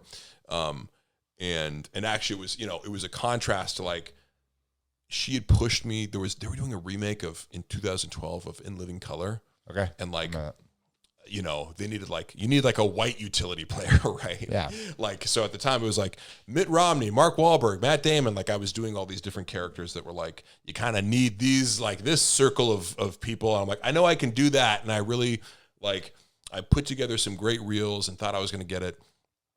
And like made the classic mistake of being like, man, I got this, you know? Yeah. And then, you know, you don't. And it's just, you know, it's just a lesson in expectations where you think you get something, you start picturing like, oh, I'm going to be on TV and this and that. And then you don't. And it's just very disappointing. But like the show didn't go anyway. Now, I would have been more, had I got it and then the show doesn't even air, like they filmed 2 episodes and then, you know, like it doesn't even, that probably would have been more devastating, you know, to think you're like, and like, I'm the Jim character, Jim Carrey character. And then it doesn't happen. Probably would have been a harder blow, but to have that same casting director come back to you and like push you for this, and then it goes through. Yes, I remember feeling like it was just a matter of like starting to lose hope, and then feeling like, man, there is hope. You know, okay, I am at that level. You know, I do think after that experience, being validated by that, like getting the opportunity, nailing the audition, showing up to work every day for several months as an actor and feeling like I did every day I came and I did my best, and I don't look back at that and be like, oh man, I could have done a better job. Like my acting was good, you know, or I look back in that and go like, that was as good as I could have delivered at that stage of my life. I think that you pass a threshold of like like, can't tell me shit anymore, you know. Of course. You can tell me a lot of things, but you can't tell me that I can't handle the job of professional actor, which I think at certain points you're like, man, maybe I'm not cut out for this. Maybe it's been too long since I've booked a role or something. But you did it. I should just pack it in. That was it. Ever since then, it's actually given me a more confidence and more of a relaxed attitude of like, I know I'm good enough, and it's just a matter of like, are there roles for me? I'm now less attached to kind of being like, you know, even with sketch comedy, it's kind of like, I can be this, I can be that, I can do this. And I'm okay with like, yeah, there's going to be certain things that are, you know, for a 240-pound man that looks like me, and that, you know, I'm going to be good at those things. And if not, you know, like, it's probably because I want somebody else. You know? So kind of, it has, you know, I was super excited and felt like it was a huge moment at the time. Now, I may have had over expected, like, and then I'll be like starring in movies, not like that, but you kind of like imagine your path is going to be linear to like, and then I did, you know, I booked like, you know, this show Black Jesus after that, but then my part ends up getting cut out, and you think it's because like, oh, did I suck at acting? Like, no, like it didn't, you know, the storyline just comedically didn't work because you guys were kind of both like, you know, the goofball, and there needed to be but I shot all these episodes with Johnny Witherspoon in Black Jesus, and like he died shortly after it got released, and I'm like, man, I wish these scenes that I shot with him would have been in the final cut, just for the sake of like, he's dead now, and I got to like be in, you know, like I don't even have the footage, so it sucks, but you know, it was also, even that experience is validating because you're I went toe to toe with Johnny Witherspoon, you know, damn, and felt like I did a competent job in that context, and you know, again, any experience you have where you're just like, you know, here's a legend and I'm nobody, but like, nobody seems to be telling me that I suck. No, and it's a beautiful thing, man. And it's like, if you look at your life, right, it's like, you've had these experiences, right? It's like, people would die to have some of these experiences that you've gone through, right? Yeah. And it's no lack in your effort or your hard work, right? Yeah. It's like fucking whatever people want to say, right? It is totally because of who you are as a human being and your skills, right? Yeah. That's what it comes down to. You know, and again, most recently with, you know, like I said, I shot some commercials after. I like also the idea of like during the, you know, when you let go of things and then they happen, you let go of attachments. And I'm like, during the pandemic, I kind of like, well, I'm not booking anything this year, you know, I just write that off. And then all of a sudden at like the end of the year, like I got a flurry of auditions and I booked like 3 commercials and got on this Nickelodeon show, Side Hustle, really perfect role. Like I auditioned for several Nickelodeon shows, and you kind of like, I'm like, I nailed the audition, but you know, like I didn't get it. And then you see like, oh, well, they went with this guy, like a guy who I know, and it's like, oh, he looks totally different than me. You know, you seem like you'd be perfect for Nickelodeon though too. You're right. Well, it's a lesson in like, this was the perfect role for me because it was like they needed like a tough guy who like was actually kind of sensitive, like, or, you know, or it's a guy who like is posing like he's tough in like these certain situations. Like it's like kids who, you know, they're hanging out at this like ice cream parlor, and I'm kind of like the only like adult that's known by name, you know, at that place, and you know, they end up like I'm always trying to like be cool and impress them, and then they kind of like make fun of me, so I have to like walk off crying or something. But it's like that's the perfect character for me to like pose like I'm tough, you know, and then like somebody shits on me like, take it back, you know. Yeah.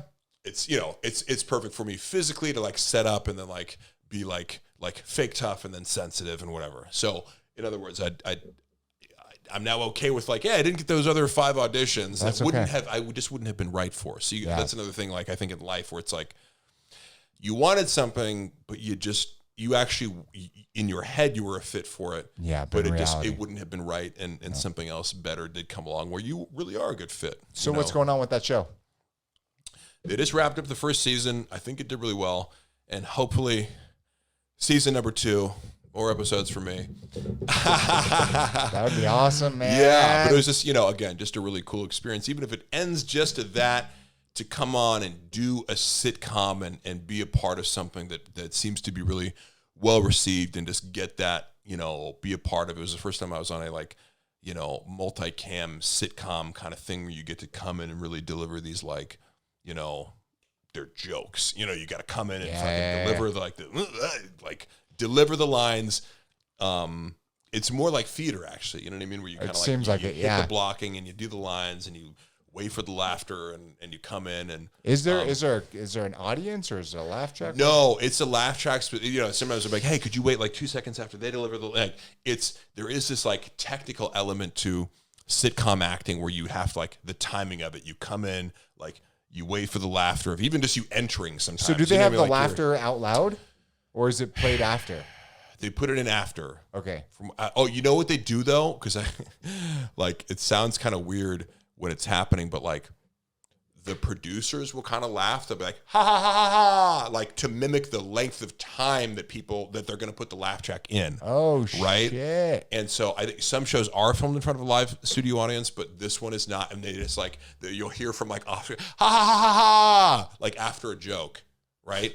And like, it sounds like, are they trying to give the kids encouragement? But it's like, no, it's just like you need to wait like 2 seconds before you go on because this is how it's going to sound in the final thing. So even just learning all that, you're like, there's these technical things to like sitcom acting where you can come in and like, you just have to hit these certain marks and you know, even do like the over the top style of acting, you know, that's appropriate for the show. But and you filmed this during the pandemic or after? Not after. Yeah, starting in like late October. So it was right around like Halloween was my first episode. And I just, you know, the last one I did was in February. So oh shit, there you go. There's still one that's set to air. Where like the kids form a band and I'm like their biggest fan, you know? No. Yeah, my character's name is Stump. Stump. All right. So yeah, all right. What's up, Stump? What's up, Stump? Yeah.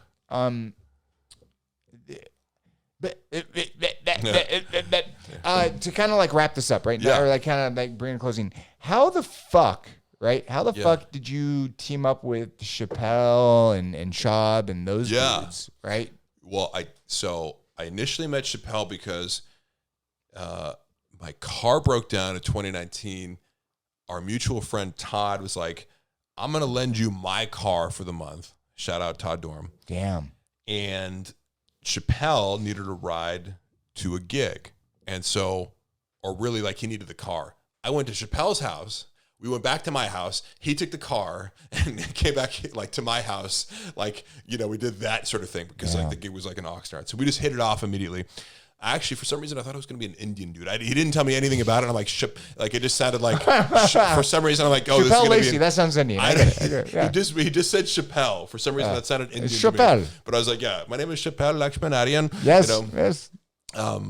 And we hit it off from there and started working out. And so like, Chappelle would kind of like talk about me. It's like, he'd be on like The Fighter and the Kid, be like, oh, my trainer, Harley. So he was like name drop me on Instagram.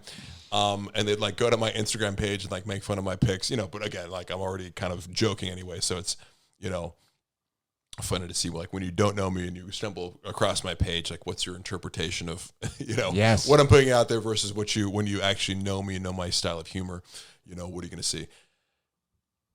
Chappelle, actually, he told me that he didn't tell Brendan the first time we met. He was like, but he made it seem to me, I was like, oh, Brendan wants to meet you. Like, I mean, it's like, I didn't tell Brendan you were coming. So they got a membership to Zoo Culture. And one day Chappelle just brought me and I kind of showed them like, again, I'm not like their trainer or anything, but I'm just kind of like, I can come with ideas and be like, you guys want to hit this? Yeah. Here's how we can do this. And just kind of be like the traffic cop of keeping things going. Cause I think that's a lot for Brendan, who's a pro athlete and a super hard worker. Like, I think, you know, the benefit that I can kind of bring to both, and Chappelle knows how to work out too. It's just like, I think what I can, for these kind of busy guys who are, you know, they're traveling, they're coming back, you know, one benefit you can bring is like, hey, you want to not think about your programming? Let me just do that for you. And I'm going to do the workout with you. It's just, you can show up to the gym and make that the hurdle. And I'm going to go, we can do whatever. I have a workout A. If you don't want to do that, we can do workout B. You can tell me what's going on with, you know, like I'm going to be just on top of like what we're going to do and move us through that and make it fun. And, you know, now it's like our routine. So we text, and it's like, you know, we give each other shit for missing the workouts or whatever. But that is now a very fun part of my day, is getting to meet up with those guys, because they're both like amazing human beings. Both Brennan and Chappelle are super nice, super generous, just great hangs.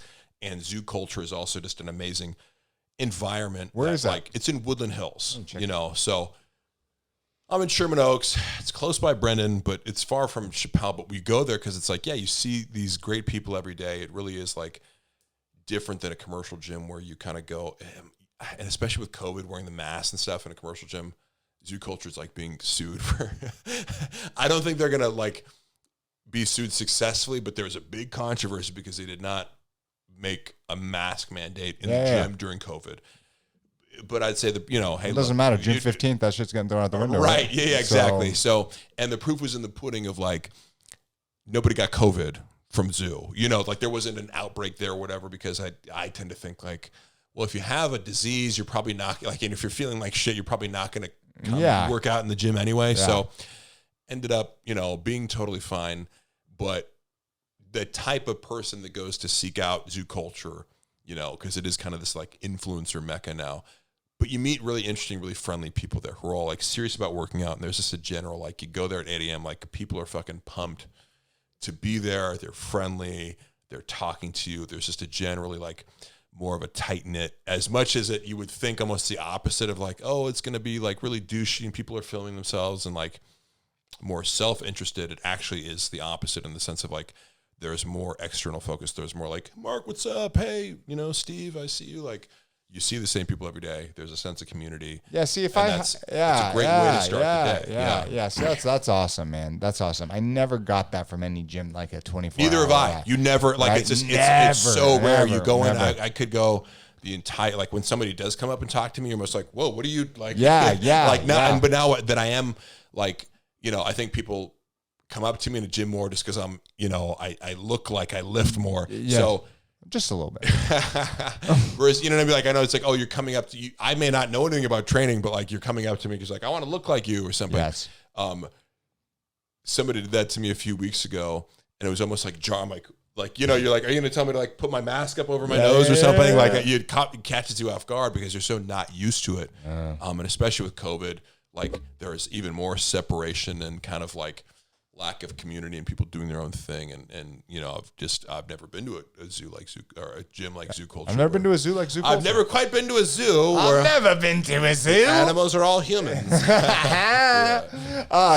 Damn, that's crazy, man. Do you see a light at the end of this tunnel for COVID? Yes, because I do think it's like, I think a year ago we were all picturing or however long ago we're like, and then like the date's going to be announced and everyone's going to get rid of their mask. What it has exposed is that there's certain people who may wear masks for the rest of their lives. For sure. Because it's struck a nerve with people. I think there's PTSD. Right? PTSD. I'm not on that spectrum of neuroticism where I'm like, I was never, and I don't judge anybody for being scared. And I think, you know, obviously like the media is going to make a lot of money in scaring you. It is a real danger. Lots of people have died, but I think like it just kind of exposes a rift between more neurotic and less neurotic people, rule followers, and, you know, people who are sort of like, you know, rule questioners. I'm more of a rule questioner. I will wear a mask anywhere it's mandated, but I'm also going to be like, this is stupid. I have my vaccine, and so does like everybody here. And there's been like, you know, 5 cases in Sherman Oaks this, you know, entire time. Like, you know, it's crazy. It's crazy. Yeah, it's interesting to see, you know, I'm not a COVID or mask denier, but there's like that room for reasonable conversation. Like, hey, okay, like in Sherman Oaks or wherever you're from, like what is the case right here? And then how many people are back? You know, keyword, you said you're vaccinated, right? Yes. So, I mean, even if you're not, it doesn't matter. It was just kind of a rhetorical question, right? I don't give a shit, right? The point is, right, if we look at the numbers, if we look at the statistics, right? Yeah. It's definitely going down. Definitely going down. The case rate per 100,000 was something crazy. It was like, you know, 30 per 100, something where I was like, are you serious? Like it's so low in LA County, for example, that it was like, everybody is walking around like it's absurd, but it's going to be in people's brains forever. Well, like that's that it, fear, right? you Right? know? Yeah. I'm going to throw it off as soon as I'm allowed Me to. too. Like, I'm not going to wear. I hate wearing a mask. Well, at the gym. I don't understand. Like, what's kind of crazy to me, one, I guess I do understand, right? Is like, the president came out, right, and he said, no masks. You know, CDC said vaccinated people don't have to wear a mask. Yeah. Right? In California, things just seem so different than everywhere else. Right. Right. But what I do respect is like, if you want to wear a mask, that is your opinion. Yeah. And I will respect that. I'm not going to shame you like you fucking mask wearer. Yeah, Right. yeah. I get it. In the beginning, but the opposite is what you have to worry about. It's like, I don't want to, and I have been like, being outdoors. Like I remember like forgetting my mask and doing some like stair run, and a lady's like walking by me and like complaining. It's just like, ugh. And now in retrospect, like I feel like, hey, I was right, because there's no documented cases of people transmitting COVID outside. Exactly. Yeah. And that's the facts, right? Yeah, that's your instinct the whole time. Is like, it seems silly that like I'm like breathing and you're gonna catch this. No, it's disease just that it's not. the viral load would just is not going to accumulate in that short of a time. So I do think the fear mongering by the media has like, it's terrible. Short circuited a lot of people's, like smart people's brains. I'm not saying that it's just like dumb people. No, it's like very smart people have been short circuited by this. I know some very intelligent people that are so afraid to fucking go outside without a mask. Right. And they're vaccinated. Right. They're very healthy. Yeah. Right. So it's informed me a little bit more about who I am. I'm like, oh, I am like, I'm happy that I don't suffer from these neurotic kind of tendencies, because that seems like a miserable way to be in the world, like so fear driven. Yes. I guess I'm neurotic because I question everything. Like I would say, well, okay. I'm defining neurotic as like, I know what you meant. Yeah. Like experiencing pain or fear of like disease or illness or other threats. Yeah. Right. Yeah. I'm not a threat oriented person. Like I don't perceive threats that are sort of like statistically unlikely, or I'm not worried about them rather. Whereas some people are like, yeah, no, I agree. Yeah. The only thing is like I sometimes like, not sometimes, I just always like want to make sure that I'm like prepared, right? Yeah. Like for shit to go down. I always got a knife on me, right? Fucking, like I fucking think about like if someone broke into my house, like what the fuck would I do, right? Yeah. Things like that. Things that I that's actually a form of neuroticism. Yeah, sure. right. Yeah. But like as far as hypervigilance, yes. But then on the other side, like I don't know, I just question fucking everything, right? And that's how I've always been, and I've gotten older, like, because there's so much bullshit out there, right? And the fucking media just paints this picture where it's like, that's not really how reality is, but you keep on feeding it down people's throats. That's what they're going to believe. Yeah. There's a really good book by Matt Taibbi. It's called Fear Inc. Yes. Yes. I actually, I think I might have Inc. bought that on Audible and realized. Yeah, dude, have you read it or listened to it? No, I haven't, but I listened to him. He's a guest on, like, I listened to Rising on the Hill. Okay, yeah. Channel a lot, and they have him on as a guest, and I just think in general, Hate he's Inc. a great, like, Hate Inc. Yep. Hate Inc. Okay, yeah. So good. So good. I mean, it's terrible what the end result, but we just need to, as a society, we need to be more open. We need to question more. And be okay to make it's like, I'm open to an explanation or an argument, but just because you're regurgitating something that an authority told you, that's not an affirmative case. No. Make the affirmative case to me, but you need to be able to make it that, like, for example, wearing masks outside is a important policy measure. Yeah. No. No. I haven't heard the case. In fact, every bit of evidence. No, everything points to the opposite direction. Right? Why is that controversial? No, it's not. Why am I a COVID? Whatever it is, it's like if you say that out loud or whatever, you might get categorized as something like I'm not. I'm not saying this disease is not real. It's real. Every buddy who is recorded as being I don't think the numbers are inflated or anything. No, but I just think like, that ain't the solution, and it looks stupid, and it's uncomfortable. And can we fucking get past it? Yes. And Can we stop this charade? Yeah, and one thing we didn't talk about enough is like taking care of yourself, right? Proper supplements and working out and just being healthy and boosting up your immune system, right? Right, and that's another reation I'm not scared is like, I put my body under stress every day. Yeah, you do. Well, obviously. Yeah, well, and that's just, part of exercise is like, I do stress and recovery, and that probably I don't think of myself as a vulnerable person, maybe stupidly so. Like I'm sure, like I know it's like, of course, there's a chance you could get a disease and die. Yeah, of course. No, like feeling that way about my own body and knowing what I put it through on a daily basis has given me the luxury of never feeling actual fear about, dying, maybe contracting it. Sure, I knew, sure, there's a chance I'm going to contract it. I had no fear of death. No, especially with COVID. No, definitely not. I mean, I felt, I know some older people, my wife's grandmother. It was rough. I had a friend, he's in, his late 60s. His wife got it 2 weeks later. She passed, right? Yeah. So it's an ongoing story, right? And for older people, people, that were overweight, people that didn't take good care of themselves, or that have, pre-existing conditions. It was fucking terrible for individuals like that. For younger, healthier people, it was the complete opposite, unfortunately, I guess. I don't know. Yeah. But, it's just we need to look at this from a realistic perspective. But I do believe that there's the light at the end of the tunnel that we're all I do. And it's like, when you hear like, okay, California's going to open up June 15th or whatever, I do think we're going to get back to normal. I just think that unfortunately some people are going to have COVID brain for years to come potentially. Yeah. And just everyone listening is be open to those, understand that those people are just scared. It's just like PTSD, right? This was a fucked up situation for billions of people, right? Millions of people.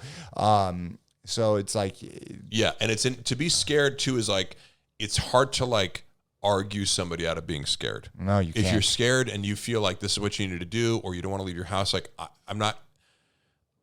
I wouldn't know how to persuade you because we're not going to a debate, or something with a neutral moderator. It's like, you have a feeling and you're not going to be comfortable doing this. And I feel bad for you and I empathize, but ultimately I know it's just like, you have a different brain than me. And that's okay. Yeah. And that is okay. Yeah. See a therapist, right? I mean, seriously, no, find a good therapist because you can work through this shit. I feel bad because it's like, well, that's going to take away from your quality of life. Exactly. Feeling that exactly. Fear, Exactly. All right. So let's wrap this bitch up on a good note. All right. Let's wrap this on a good note, right? Man, dude, 3 hours and 13 motherfucking minutes, right? Minus a quick pee break, right? Yeah. I appreciate you so much for coming on the show, dude. I've had such a good time. It went by like this.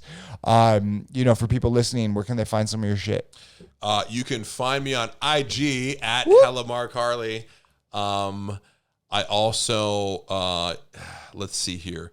If you Google some stuff like BET's 50 Century, you can see some of my own clips. You can watch me on Nickelodeon Side Hustle and some episodes.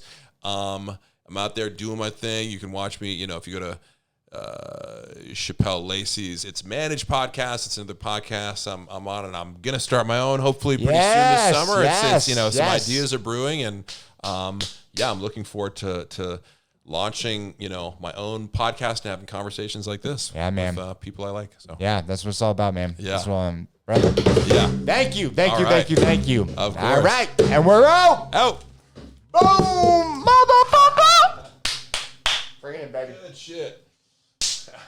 Wowzers. Thank you so much for watching the podcast. If you guys like everything that we're doing, definitely subscribe to our channel. You see my head? Hit that right there. And if you guys want to watch more amazing content on Back to Your Story, hit that bad boy right there. Have a good night, people. Peace out. Mother boop.